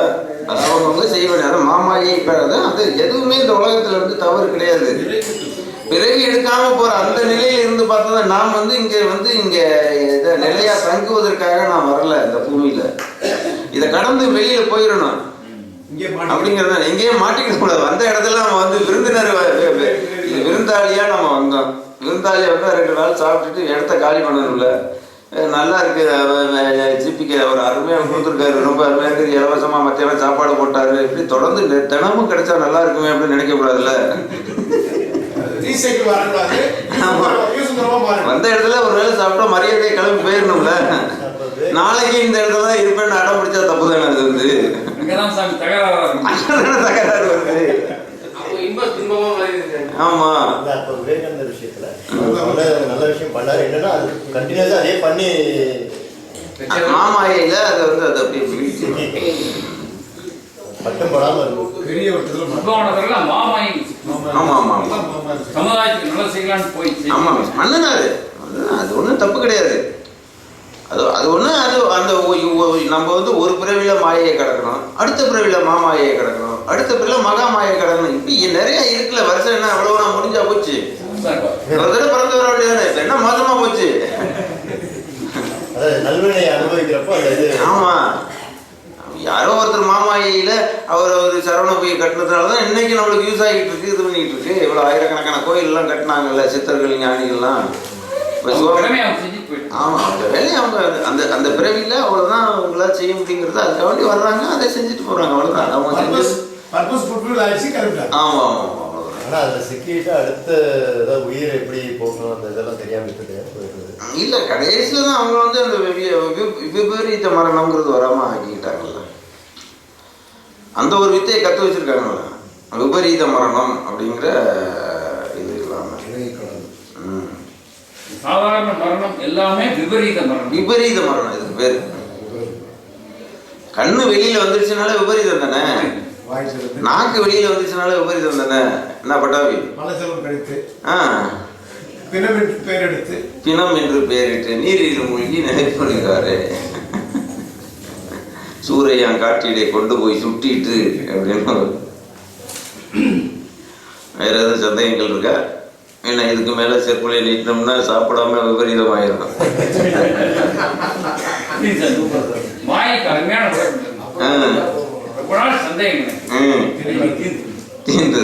தீர்ந்தது சந்தேகம். உடனே தருமிக்கு பரிசு கொடுத்துருவாமா?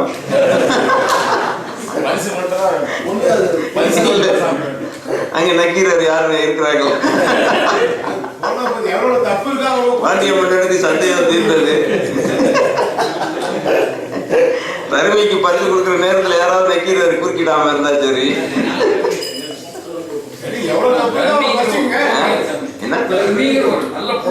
ஆமா, சினிமா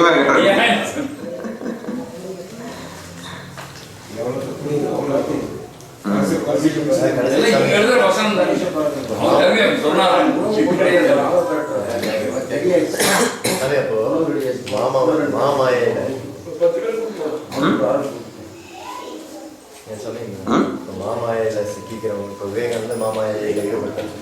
அதனுடைய விளைவுதான் அந்த உடம்பு சரியில்லாம போய். அதாவது உங்க கதையை முடிக்கிறது அதாவது மாயை தான் தொடங்குது. அது என்ன அதுல ரகசியம்னா, தாயின் கருவறையில் குழந்தையை வைக்கிறது மாயை தான். அப்ப அது என்ன சொல்லுதுன்னா, நான் தானே இந்த ஒரு குழந்தைக்கு காரணம், நான் தானே காரணம், நான் தானே கதையை முடிக்கிறேன் அப்படின்னு சொல்லி அது வருது. அது யமன் தான் கடைசி மாயை. அப்ப அந்த யமன் வந்து முடிக்க போகும்போது அதுல நம்ம தப்பிச்சிடணும். யமன் கதையை முடிச்சிட்டானா மீண்டும் மாயிட்ட தான் அதை கொண்டு போய் கொடுப்பான். அவன் யமன் கைக்கு உயிர் இன்னொரு தாயின் கருவறை இருட்டுல தான் கொண்டு போய் உயிர் போகும். அப்போ நம்ம ஆன்மீகம் என்ன சொல்லுது அப்படின்னா, யமன் கையில் பிடிச்சாதானே நம்ம இன்னொரு தடவை பிறக்க போகிறோம். யமனே பிடிக்கக்கூடாது. நானே முன் வந்து விட்டோம் அப்படின்னா அது இறைவன் நம்ம உயிரை அப்படியே இது பண்ணிக்கிடுவார். அதான் நமன் வரின் ஞான வாழ் கொண்டு எறிவன், சிவன் வரின் உடன் போவது திண்ணம்.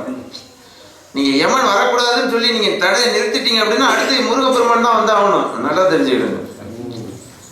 யமன் நம்மளுக்கு உயிரை பிடிக்கல அப்படின்னா நம்ம முருகப்பெருமான் வந்தாருன்னா அவர் உயிரை எடுக்க மாட்டார். எப்போவுமே நல்லவங்க உயிரை எடுக்க மாட்டாங்க. அப்போ இறைவன் வரும்பொழுது நம்மளும் அப்போ இறைவன் யார்கிட்ட வருவார்னா, உங்கள் உயிரை உங்களால் பிரிக்க தெரிஞ்சால் மட்டும்தான் இறைவன் வருவார். உங்கள் உயிரை நீங்கள் பிரித்து கொடுத்துடணும்.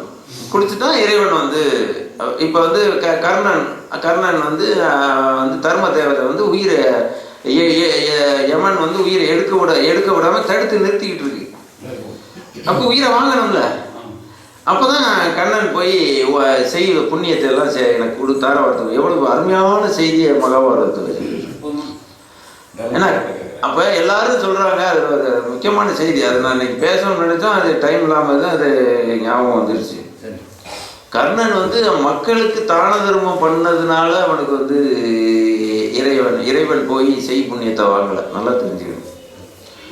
ஏன்னா அது வரலாற்றில் இடம்பெறல. அது ஏன்னா அது அந்த சொத்து புறம் பாவத்தினுடைய சொத்து, துரியோதனனுடைய சொத்து. அவனே ஆக்கிரமி வச்சிருக்கான். அவனே கொள்ளக்காரன். பாண்டவர்களுக்கு உரிய சொத்தை அவன் அபகரித்து வச்சிருக்கான். அதுல எடுத்து தான தர்மம் பண்ணது என்ன கடத்தங்க எடுத்து வழிபிள்ளையார் குறைச்சி என்ன பண்ணி வருவான். அது தீவினதான். அதுக்காக இறைவன் போகலை. அவன் வந்து மகாபாரத போரை முடிக்கணும் அப்படின்னா ஒன்று அர்ச்சுன உயிரோடு இருக்கணும், இல்லைன்னா கர்ணன் உயிரோடு இருக்கணும். இப்போ கர்ணன் வந்து ஒரு நாகாஸ்திரத்தை வச்சுக்கிட்டு இருக்கான். அது கட்டாயமாக அர்ச்சுன உயிரை எடுக்கணும். அது வந்து சந்தேகமே கிடையாது. அதுக்கு அப்படியே அதை நம்பி தான் வந்து துரியோதனே இருக்கிறான். எக்காரணத்தை கொண்டு நம்ம கர்ணனுடைய நாகாஸ்திரத்துக்கு அர்ச்சுன மண்டையை போட்டான் அப்படின்னா நம்ம பாண்டவர்கள் தோத்துச்சு. ஒன்றுமே கிடையாது. இப்போ இந்த நெருக்கடியில் வந்து என்ன பண்ணுறான், அதை இதை நம்பிக்கிட்டு தான் துரியோதனன் இருக்கிறான். எப்போவுமே துரியோதனன் மாதிரி எப்போவுமே தீய சக்திக்கு வந்து ஆற்றல் ரொம்ப அதிகம். இன்னைக்கு வந்து திராவிட கலாச்சாரத்தை அழிக்காத வரையும் நம்ம ஒன்றுமே பண்ண முடியாதுல்ல. ஆமாம், அந்த நாகாஸ்திரம் அங்கே இருக்கு. அந்த நாகாஸ்திரத்தை வந்து அவன் எப்போ அழியுதோ அன்னைக்கு தான் வந்து தமிழர்களுக்குலாம் அப்பதான் வந்து யாரை இதை பயன்படுத்தலாம் அப்படின்னு பார்க்கும்போது ஒரு நிமிஷம் இல்லை அது இது டைவர்ட் பண்ண வேண்டாம் செய்தி, அப்புறம் அது தனியாக வச்சுக்குவோம். அப்போ கர்ணன் என்ன பண்ணுறான் அப்படின்னா, இப்போ வந்து இது கர்ணன் கதையை முடிச்சாதான் அவங்க அர்ச்சுனனை காப்பாற்றலாம். ஏன்னா அதுதான் 100லையும் சாவு 6லையும் சாவு அப்படிங்கிறது கர்ணனுடைய நிலை. இப்போ வந்து 100 பேரோட சேர்ந்து இருந்தாலும் கர்ணனுக்கு சாவு உறுதி. ஆமாம், 100லும் சாவு. இந்த 5 பேரோட சேர்ந்து கர்ணன் இந்த பக்கம் சேர்ந்தாலும், ஏன்னா கர்ணனை கதையை முடிக்கணும், இல்லைன்னா அர்ச்சுனன் கதையை முடிக்கணும். 2 பேர் தலையில் ஏதோ ஒன்று தான் மிஞ்சம். அப்போ தான் வந்து இப்போ குந்தி தேவி மூலமாக நீ வந்து 5 பேரோட நீ தான் முதல் இது அண்ணன் தம்பியோட பிறந்தவன் அப்படிங்கிற உண்மை தெரிஞ்ச உடனே இவன் யோசிக்கிறான், ஓ நம்ம தான் அர்ச்சுனன் தர்மனுக்கு எல்லாரோட மூத்தவன் வந்து முதல் பிறந்தது வந்து கர்ணன் தானே. அப்போ தான் வந்து நீ எந்த பக்கம் வந்து நீ என்னுடைய மகன் தான் அப்படின்னு சொல்லி உண்மையை சொன்ன உடனே அதுக்கான சில சம்பவங்கள்லாம் நடந்தது உண்மையானு போனோடனே கர்ணனுக்கு தெரிஞ்சு போச்சு. ஓ அப்போ நம்ம குந்தி தான் நம்ம தாய் அப்படின்னோடனே இவன் யோசிக்கிறான், அப்போனா நீ இந்த பக்கம் வந்துரு. இல்லை நான் வந்து இதுவரை துரியோதனை சாப்பாடை சாப்பிட்ருக்கேன். அப்போ தான் அவன் சொன்ன வார்த்தை, நான் 5 பேரோட சேர்ந்து 6 பேராக இருந்தாலும் அங்கேயும் நான் சாக தான் போகிறேன். ஏன்னா நான் வந்து கர்ணன் இது துரியோதனை சாப்பாட்டையே சாப்பிட்டேன், செஞ்சோற்று கடன் கடிச்சு தான் ஆகணும். அப்போ எனக்கு தீவினை நிறையா இருக்குது, நான் செத்து தான் ஆகணும். நான் 100 பேரோட சேர்ந்தாலும் செத்து தான் போகிறேன். ஆனாலும் இந்த பழி வந்துடக்கூடாது, அந்த செஞ்சோற்று கடனை தீக்கலை அப்படிங்கிற ஒரு பழி வந்துடக்கூடாது. அம்மா நான் வந்து அந்த பக்கம் தான் இருப்பேன் அப்படின்னா. சரி அப்பா நீ அந்த பக்கம் தான் இருப்பேன்னா ஒரே ஒரு தடவைக்கு மேலே நீ நாகாஸ்திரத்தை அர்ஜுனன்கிட்ட சொல்லக்கூடாது, நான் அதை வேணா உனக்கு நான் வரமாக கொடுக்குறேன் அப்படின்னா. அப்போ தான் வந்து ஒரு தடவைக்கு மேலே இன்னொரு தடவை ஏவ மாட்டேனோடனே இப்போ ஒரு தடவை நாகாஸ்திரம் போனோடனே இவன் கண்ணன் வந்து ஒரு 1/2 அடி கீழே தேர் போனோடனே தலைக்கு வந்து ஆபத்து தலைப்பாகையோட போயிடுச்சு, கிரீடத்தை எடுத்துகிட்டு போயிடுச்சு. அது ஆன்மீகத்தில் இருந்தோம்னா கண்ணன் பக்கத்தில் கடவுள் மட்டும் இருந்தாருன்னா உங்கள் வாழ்க்கையில் உங்களுக்கு தலைக்கு வந்து ஆபத்து வந்துச்சுன்னா தலைப்பாகையோட போகும். அப்படிதான் நாங்கள் பாத யாத்திரை வந்துக்கிட்டே இருக்கும்போது டொப்புன்னு ஒரு பின்னாடி வந்து முட்டி விட்டான். அது வேகமாக தான் வந்து முட்டினோன்னா பம்பரோட போயிடுச்சு. அது வந்து அப்புறம் இது வந்து கதை யாரும் தெரியாதுன்னு நினைக்கிறேன். அப்போ அது ஒரு கதை ஒன்று இருக்குது. அது பின்னாடி உட்கார்ந்தவர் மதி தான் உட்காந்துருந்தாரு. இன்னும் கொஞ்சம் வேகமாக முட்டியிருந்தாருனாக்க என்ன நடக்கும் அப்படிங்கிறது எல்லாம் அது டப்பாக்கார மாதிரி இருக்குது. அது ஒன்றும் கொஞ்சம் வேகமாக வந்து முட்டியிருந்தா பிரச்சனை வேறு மாதிரியாக போயிருக்கும். என் உயிர் சேதமே ஆகிருக்கும். அவ்வளோ வேகத்தில் வந்து முட்டிட்டான். சரி அவன் நீ முட்டினது உன் கர்மவினை, நான் எங்களை வந்து நீ வந்து முட்டினது நாங்கள் எங்கள் குடும்பத்தில் யாருடைய கர்மவினையே தெரியலை அப்படின்னு சொல்லி அவன் செஞ்ச தப்புக்கு ஒரு 1500 பணம், நான் 1000 ரூபா தான் தருவேன், நான் ஒரு 500 ரூபா சேர்த்து கொடுப்பேன் அப்படின்னா அவன் டக்குன்னு ஒரு இது எக்ஸ் சர்வீஸ் மெம்பர் இருக்குது 1500 நம்மளுக்கு ஒரு 10-15,000 ரூபா செலவு ஒரு வண்டிக்கு. அது கூட நம்மளுடைய பக்தர்கள் வந்து ஏன்னா அது நீங்கள் யாருமே கொடுக்கல அப்படின்னா இவர் செல்வராஜனுடைய கர்மவினையாக போயிடும். அதை அப்படி நம்ம ஒதுக்கக்கூடாது. இப்போ பழனிக்கு போனேன், அது 15,000 ரூபா கர்ம வினை. அவர் திக்கிறதுக்கு தயாராக இருக்கார். அவர் ஒன்றும் இது பண்ணலை. அவர் எல்லாம் அடிபட்டுட்டு சொல்கிறாரு, பரவாயில்ல உள்ள தேன் பாட்டெல்லாம் ஒன்றுமே இதாகலை அப்படின்னு. கார் அடிபட்டு காரில் என்ன போயிருக்கு, பம்பர் போச்சு, 15,000 ரூபா போச்சு. உள்ள 5-6 பாட்டில் தேன் இருக்குது. ஆசிரமத்திலே தேன் வாங்கிட்டு வந்தவன் அதில் ஒரு பாட்டில் கூட சிந்தாமல் இருக்குது. அது பெரிய ஆச்சரியமாக இருக்குது அப்படிங்கிறாரு. வீடு எரிஞ்சிக்கிட்டே இருக்கும்போது பரவாயில்லையே, வீடு எரிஞ்சிக்கிட்டே இருக்கு அப்படின்னு இவர் வைக்க போகிற எரிச்சிக்கிட்டு இருந்தார் சீட்டி நாயுடு. இது எப்படி எரியுதுன்னு பார்க்கணும்னு தீய வச்சேன் அப்படிங்கிற மாதிரி இவர் ஒரு சீட்டி நாயுடு மாதிரி இருக்காரு. அது அவர் பக்குவம் தான். அவ்வளோபடியே அவர் வந்து இப்போ கார் அடிபட்டு போச்சேன்னு எந்த ஒரு பக்கம் இல்லை, செல்ஃபோனை நோண்டிகிட்டு இருக்காரு அப்போ கூட. அது அப்படி தான் இருக்கணும் ஆன்மீகத்தில். அது மாதிரி ஒரு பெரிய ஆபத்து வந்துச்சுன்னா நான் பக்கத்தில் இருக்கிறோம்ல, ஒன்றும் பிரச்சனை கிடையாது. தலையை மட்டும் லேசாக சொல்லிக்கிட்டு இருந்தார். இது மாதிரி லேசாக தான் இருந்தார். அந்த கர்ம வினை அதோட முடிஞ்சு போச்சு. லேசாக கொஞ்சம் சின்ன இது, அது ஒரு லேசாக ஒரு தடிப்பு மாதிரி இருந்துச்சு, அவ்வளோதான். அது ஒன்றும் எந்த ஒரு இதுவும் இல்லை. அவன் டொப்புன்னு மோதனவனுக்கு அவனுக்கும் 10-15,000 ரூபா செலவு வரும். அவனுக்கு இது பண்ணிட்டு இப்படியே வந்துட்டோம்னு வைங்களேன். எப்போவுமே இறைவன் கோயில்னா பெரிய யோகிகள் இருந்தால் அதே மாதிரி 2009 செட்டியார் ஒரு பெரிய முட்டு நேராக புளியா மரத்தில் கொண்டு கொடுத்தாரு. அதுவும் ஒன்றும் ஆகலை. அது மாதிரி இதெல்லாம் தலைக்கு வர ஆபத்து வந்துக்கிட்டு தான் இருக்கும். அது ஒன்றும் தடுக்க முடியாது. ஏன்னா கடவுளே பக்கத்தில் உட்காந்து தேர் ஓட்டிக்கிட்டு இருக்காரு. அர்ஜுனன் தலைக்கு ஆபத்து வந்துருச்சு இல்லை. அப்போ வினை அப்படின்னு ஒன்று இருந்தால் அது அங்கீகரிச்சு தான் ஆகணும் யாராக இருந்தாலும். அது என்ன ஒரு அரை அடி கீழே அழுக்குறது மாதிரி கொஞ்சம் வேலையை செய்யலாம் அந்த நேரத்தில் அட்டமா சித்திகளில் வந்து. அது மாதிரி அதனால வந்து முடிந்தவர்கள் அவங்களால இயன்றதை நம்ம எல்லாருடைய வினையாக அதை எடுத்துக்கிட்டோம்னா அவருடைய பேர்டன் வந்து ரொம்ப கம்மியாக போயிடும் அப்படின்னு நினைக்கிறோம். ஒரு 15,000 ரூபா செலவு இருக்கிறதுனால முடிஞ்சவரை 50 ரூபா 100 ரூபாய் ஏதோ அவங்களால முடிஞ்சதை ஏதோ இது பண்ணுறத நீங்கள் இதை இது பண்ணிட்டீங்கன்னா அதை அப்படியே ஷேர் பண்ணி விட்டுறலாம். அது ஒரு பெரிய மேட்டராக இல்லாமல் பழனிக்கு வந்தோம் ஒரு பெரிய செலவு அப்படிங்கிறது இல்லாமல் அது செலவு மனமொழி அதெல்லாம் வாங்க மாட்டார் அப்படின்னு அவர் முழிக்கிறார் கிடந்து. ஏன் அப்படி அது ஒரு பெரிய செலவு இல்லையே அப்படின்னு. நம்ம வண்டியவே இப்போ தான் செலவு பண்ணி கொடுத்தாரு. ஒரு லட்சக்கணக்கான ரூபா செலவு பண்ணி அவர் 15,000 ரூபா அவர் பெரிய மேட்டராக நினைக்கிறது இல்லை. இருந்தாலும் அது அவருடைய வினையாக நம்ம எடுத்துக்கிட்டாமே. நம்ம எல்லாருடைய வினையா அது கதையோடு சேர்ந்து வர்றதுனால லிங்க் ஆகிருக்கு. வேற ஒன்றும் இல்லை. அது அப்படி நினைக்கிறோம். நம்மளுக்கு ஒரு 50 ரூபா செலவு, அது ஒரு அந்த வண்டியை சீர் பண்ணி இது பண்ணி கொடுத்துடலாம். அப்படி 50 ரூபா அவங்கவுங்க எல்லாம் அப்படியே ஷேர் பண்ணிக்கலாம். அன்பழகம் கூட நானே ஷேர் பண்ணி கொடுத்துறேன். அப்படின்னா ஒரு ஆளாக போடக்கூடாது. அது வந்து அது அப்போ உங்கள் வினையாக மாறி போயிடும். அது வந்து பழனிக்கு வந்தியே ஒரு 15,000 ரூபா பேட்டன் அவங்க தலையில் கட்டக்கூடாது அப்படின்னா அது மாதிரி செஞ்சிடலாம்னு நினைக்கிறேன். அவங்கவுங்க அதை இது பண்ணிடுங்க. அப்படியே செஞ்சிடலாம். எல்லாரும் ஆமாம் அதான் ஆமாம். அவன் வேணே அவன் ஒரு ஆள் தான் செலவு பண்ணானு. அவன் 10-15,000 ரூபா எப்படி 20,000 ரூபா அவனுக்கு செலவு வந்துருக்கு. ரேடியேட்டர் போச்சா என்ன போச்சுன்னு தெரியல. அவன் இடத்த காலி பண்ணால் போதும். அவன் தப்பு தான். இது வந்து தப்பு. அவன் தப்பாக இருந்தாலும் வந்து முட்டிட்டானா நம்ம போலீஸ் ஸ்டேஷனில் போய் அவன் கர்மவினை அவன் வந்து போலீஸ் ஸ்டேஷன் கர்மவினை வரக்கூடாது. அவன் பின்னாடி முட்டினதுனால நம்ம போலீஸ் ஸ்டேஷன்லேயும் போகலாம். போய் அப்புறம் ஒரு வாரமாக நம்ம வண்டியை அங்கே போட்டு நம்ம கர்ம வினையை அங்கே வந்து இது பண்ணிட்டு அவனோட போராடிட்டு இருக்கிறத சரி ஓ வேணா உன்னோட போட்டு எங்கே வேணா எங்களோட போகட்டும் அப்படின்னு நான் அப்படியே சமாதானமாக சொன்னால் ஏற்றுக்கிட்டாங்க. சரி போலீஸ் ஸ்டேஷன்லாம் போக வேண்டாம்னு சொல்லி எப்படி அழைச்சிட்டு வந்தாச்சு. ஒன்றும் பிரச்சனை இல்லை. ஆமாம் ஆமாம். அவன் பக்கத்துலேயே போலீஸ் நிற்கிறான். போலீஸ் ஸ்டேஷன் உடனே போங்க அப்படின்னா இல்லை நாங்களே பேசி முடிச்சுக்கிறோம், ஒன்றும் பிரச்சனை இல்லை. அவர் வேணே அவரோட போட்டு எங்கே வேணா எங்களோட போகட்டும், நாங்களே போய்க்கிறோம். வேணும் ஒரு வாரம் கணக்கில் நாங்கள் அலைஞ்சி திரிஞ்சு பெரிய கும்பிடு. அப்படியே ஒரு கும்பிடு போட்டு நீ இருக்குது அப்படின்னு இப்படியே அங்கேயே சமாதானமாகி நாங்களே வந்துட்டோம். இதில் வேற அன்பழகன் ஓட்டுனவர் வெளிநாட்டுக்காரரு. அவர் ஒரு எங்கேருந்து ஒரு இன்டர்நேஷனல் பாஸ்போர்ட் கேட்டு அவன் இன்டர்நேஷனல் இதை கேட்டு அவரை ஒரு வாரம் போக விட மாட்டாங்க. அப்புறம் இந்த கணக்கை முடிக்கிறவங்களும் அவர் பண்ணி பெருசாக போயிடுறாங்க. வந்து வேண்டாம் வேண்டாம் இன்னும் அவர் நம்ம மலேசியா போகும்போது நம்மள ஒரு காப்பாற்றி விட்டார் அவர். இல்லைன்னா நம்மளை வந்து ஏர்போர்ட்லேயே நம்மளை அங்கே விட்டுருக்க மாட்டாங்க. சரி அவர் அங்கே நம்மளை காப்பாற்றி விட்டார், இங்கே நம்மளை அவரை காப்பாற்றி விட்டுருவோம். இந்த 2 பேருக்கு சமமாகிடுவேன் கணக்கு. ஏன்னா நான் $500 எடுத்து போகாமல் போயிட்டு நம்மளை உட்கார வச்சுட்டான். நீ ஜெயிச்சுட்டியா நான் ஜெயிச்சிடான்னு பார்த்துருவோம். நானும் பேசாமல் உட்காந்துருந்தான். நம்மள மாதிரி யார் $500 அமெரிக்கன் டாலர் இல்லையோ அவனை பூரா 20 பேரை கோபேக் இந்தியா அப்படின்ட்டான். நீ வேற வழியே இல்லை, நீ போய் தான் ஆகணும் அப்படின்ட்டான்.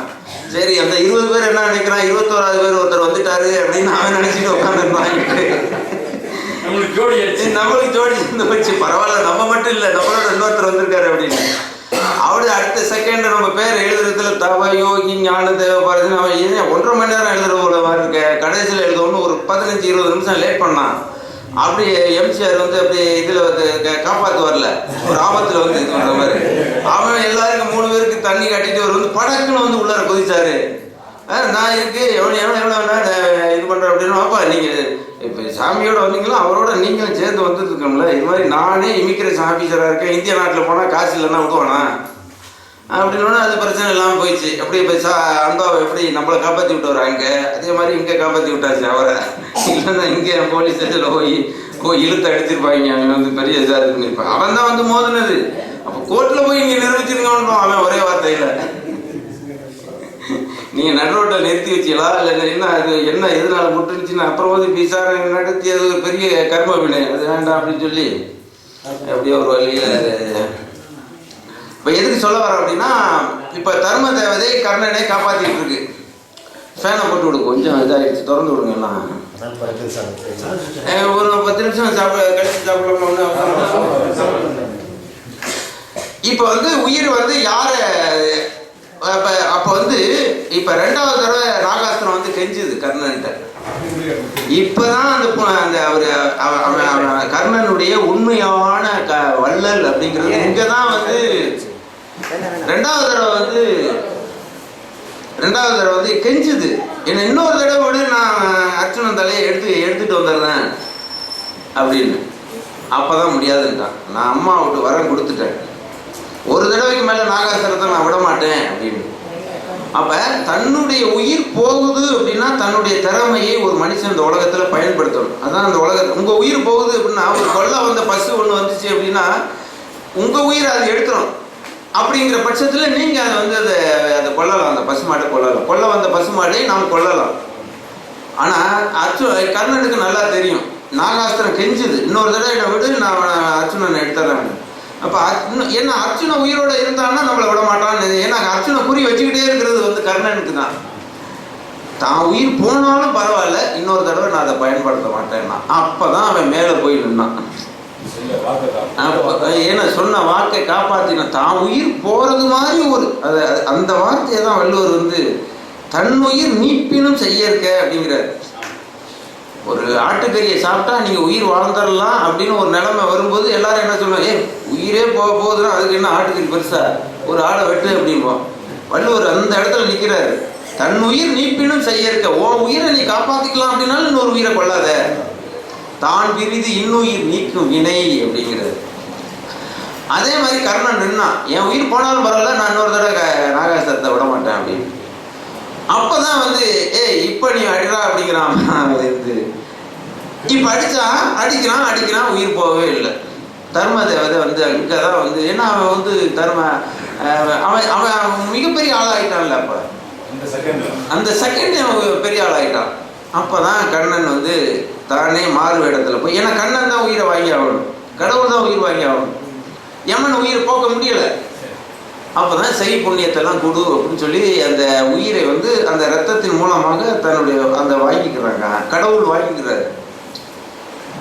அதுதான் அது கர்ணன் செய்த ஒரு மிகப்பெரிய ஒரு தான் உயிர் போகிறது மாதிரி ஒரு சூழ்நிலை இருந்தாலும் தன்னுடைய கொள்கையிலேருந்து விலகாமல் இருந்தது தான் அவனை காப்பாற்றிச்சே தவிர, அவன் துரியோதன சொத்தை எடுத்து மக்கள்கிட்ட தான தர்மம் பண்ணதுனால அந்த இது கிடைக்கல. அது ரொம்ப பேருக்கு அது தெரியாது, அந்த நுட்பம் தெரியாது. அதனால தான் அந்த கொடையாளி அப்படின்னு வரும்போது கர்ணன் வரவே மாட்டான். வில்லுக்கு விஜயன், சொல்லுக்கு அகத்தியன், கொடைக்கு பாரி அப்படின்னு சொல்லுவான். கர்ணன்னு சொல்லலை, நல்லா தெரிஞ்சுக்கணும். இலக்கியத்தில் அவன் வந்து கொடையாளி அப்படிங்கிறது வந்து இது பண்ணலை, பதிவு பண்ணலை. ஏன்னா வில்லுக்கு விஜயன்னு சொன்னாங்க, வில்லாற்றலுக்கு விஜயன். அர்ஜுனனை மிஞ்சின வில்லாளி யாரும் இல்லை. சொல்லுக்கு அகத்தியன், அகத்தியன் மாதிரி வந்து சொல்லு இப்போ கண்டுபிடிச்சவன் யாரும் இல்லை. கொடைக்கு கர்ணன் தானே சொல்லணும், நான் பாரி. ஏன் கர்ணன் பேர் வரல அப்படின்னா அயோக்கியன்ட்டு எடுத்துதான் இவன் செஞ்சான். அவன் வந்து இன்னொருத்தன். அதனாலதான் வந்து கடை தேங்காயை எடுத்து வழி பிள்ளையாருக்கு உடைச்சி நீங்க நல்ல புண்ணியம் பெற முடியாது. உங்க சொந்த உழைப்புல இருந்து நீங்க வந்து பிள்ளையாருக்கு உடைக்கணும். அந்த சிந்தனையோடு மீண்டும் உங்களை இன்னொரு தடவை சந்திப்போம். இது போன்ற எங்களுக்கு நிறைய வருத்தங்கள் வந்திருக்கலாம். பாத யாத்திரை பண்ணதில் கால் நோக, மனம் நோக, ஒருத்தர் பிரிஞ்சு சண்டை போட்டு, கணவன் மனைவியை பிரிஞ்சு இது பண்ணிட்டு இருப்பீங்க. அப்புறம் சண்டை போட்டு இருந்திருப்பீங்க. என்னையா விட்டுட்டு போனேன், உன்னையா விட்டுட்டு போனேன். 3-4 பேர் ஒன்றா வந்திருப்பீங்க. 3-4 பேருமே சட்டை நமக்கு தெரியாமல் நிறைய சட்டைகள்லாம் நடந்திருக்கலாம். அவர் அதை வாங்கி கொடுத்தாரு, இவர் இதை ஏன் எடுத்து அவங்க அபகரித்தார், அப்படி இப்படின்னு மன கஷ்டங்கள் எது இருந்தாலும் இதெல்லாம் வினைகள் போனதாக நினச்சிக்கிட்டு நமக்குள்ளே இருக்கிற தீவினைகளை கழிப்பதற்கு தான் நம்ம வந்திருக்கிறோம் அப்படின்னு நினச்சிக்கிட்டு நீங்கள் வந்து நல்ல சிந்தனையோடு மேலும் ஆன்மீகத்தில் நீங்கள் தொடர்ந்தீங்க அப்படின்னு சொன்னாக்க உங்களுக்கு மேலும் வந்து தீவினையெல்லாம் எந்த அளவுக்கு கலையுதோ அந்த அளவுக்கு நினைப்பது நடக்க, நினைப்பதை நாம் வந்து மறந்து விடலாம். அருள் பள்ளம் வந்து தானாகவே எல்லாம் வந்துவிடும். அது அப்போ வந்துடுச்சு அப்படின்னா உங்களுக்கு தீவினை அருமை இல்லை அப்படின்னு அர்த்தம். அருள் உலகம் வந்தால் எல்லாமே வந்து விடும் என்ற சிந்தனையோடு மீண்டும் இன்னொரு தொடர்புகளை எல்லாம் சந்திப்போம். ஏன்னா இது ரொம்ப இது மாதிரி பழனி பாத யாத்திரைகள் நடத்துறது ரொம்ப கஷ்டமாக. நான் போன வருஷமே நிறுத்துறதா இருந்தோம்.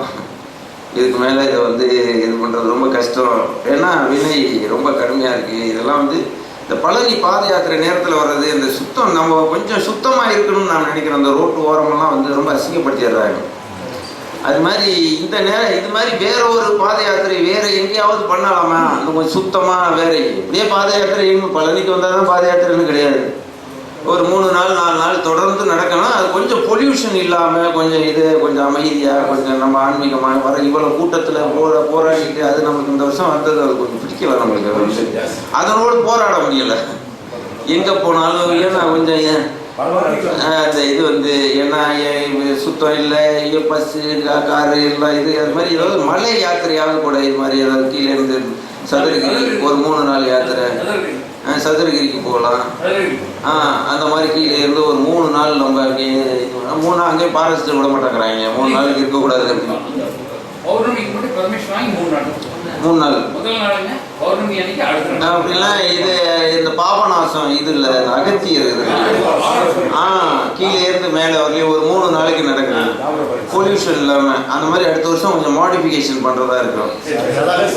அந்த மாதிரி கொஞ்சம் இப்போ ஃபில்ட்ரேஷனாக கொஞ்சம் மக்கள் எல்லாம் இந்த தேவையில்லாமல் சின்ன குழந்தைகள்லாம் அழைச்சிக்கிட்டு வந்து அதெல்லாம் வந்து அப்புறம் அதை வந்து அது ஒரு இதை இது பண்ணிக்கிட்டு அதெல்லாம் மெயின்டைன் அதெல்லாம் கொஞ்சம் ஃபில்ட்ரேஷன் பண்ணி யார் வர்றாங்க அப்படின்னு முன்கூட்டியே தீர்மானம் பண்ணிட்டு சின்ன குழந்தைகள்லாம் இது இல்லாமல் அது முடியாதவர்கள்லாம் கொஞ்சம் ரொம்ப போராடலாம் அது இது பண்ணாமல் கொஞ்சம் அடுத்த வருஷம் வந்து இந்த பழனி பாத யாத்திரை தொடர் கிட்டத்தட்ட அது நிறைவுக்கு வருகிறது. ஞான யாத்திரை இது மாதிரி சொற்பொழிவு அப்படின்னா அந்த இடத்துல கரெக்டாக இருக்கணும். ஏன் நடக்கிறத விட்டா நேற்று சொற்பொழிவு நடத்தினா பாதி பேர் ஆப்சண்ட்டு. கார்த்திக் தலைமையில் இருக்கிறவங்களாம் எல்லாம் ஆப்சண்ட்டு, யாருமே இல்லை. அப்புறம் எதுக்கு நான் வரணும், எதுக்கு இது பண்ணணும்? அந்த அதாவது ஒரு ஆன்மீகம் அப்படின்னா செய்திகளை உள்வாங்கி அதை இது பண்ணணும். அப்படி அது மாதிரி ஆட்கள் எல்லாம் வந்து இப்போ ஒரு 10 கிலோமீட்டர் ஒரு நாளைக்கு இருந்தாலும் அந்த 10 கிலோமீட்டர் நிறுத்திடணும். வளர்ச்சி கட்டிக்கிட்டு ஒரு நாளைக்கு 30 கிலோமீட்டர் 40 கிலோமீட்டர் நடக்கக்கூடாது. 10 கிலோமீட்டர் நடை பயணம் ஈஸியாக இருக்கும். ஒரு இடத்துல தங்கணும், அது சத்சங்கம் பண்ணணும். அடுத்த நாள் அதுக்கு பேர் தான் வானப்பிரஸ்தம் அப்படின்னு சொல்றது.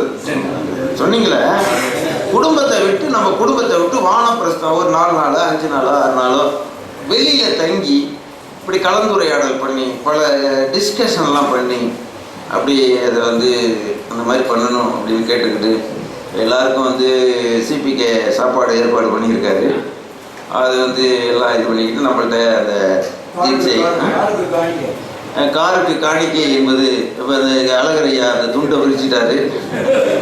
யார் யார் காருக்கு காணிக்கை கொடுப்பீங்களோ அதை அப்படி போட்டீங்க அப்படின்னாக்க அது வந்து அது அது அது அதை பற்றி கவலை கிடையாது. அது வெறும் 1000 வந்தாலும் 2000 வந்தாலும் அதுக்கு மேலே உள்ளதை வந்து செல்வராஜ் அதை ஈடுகட்டிடுவார். ஒரு பெரிய மாற்றம் கிடையாது.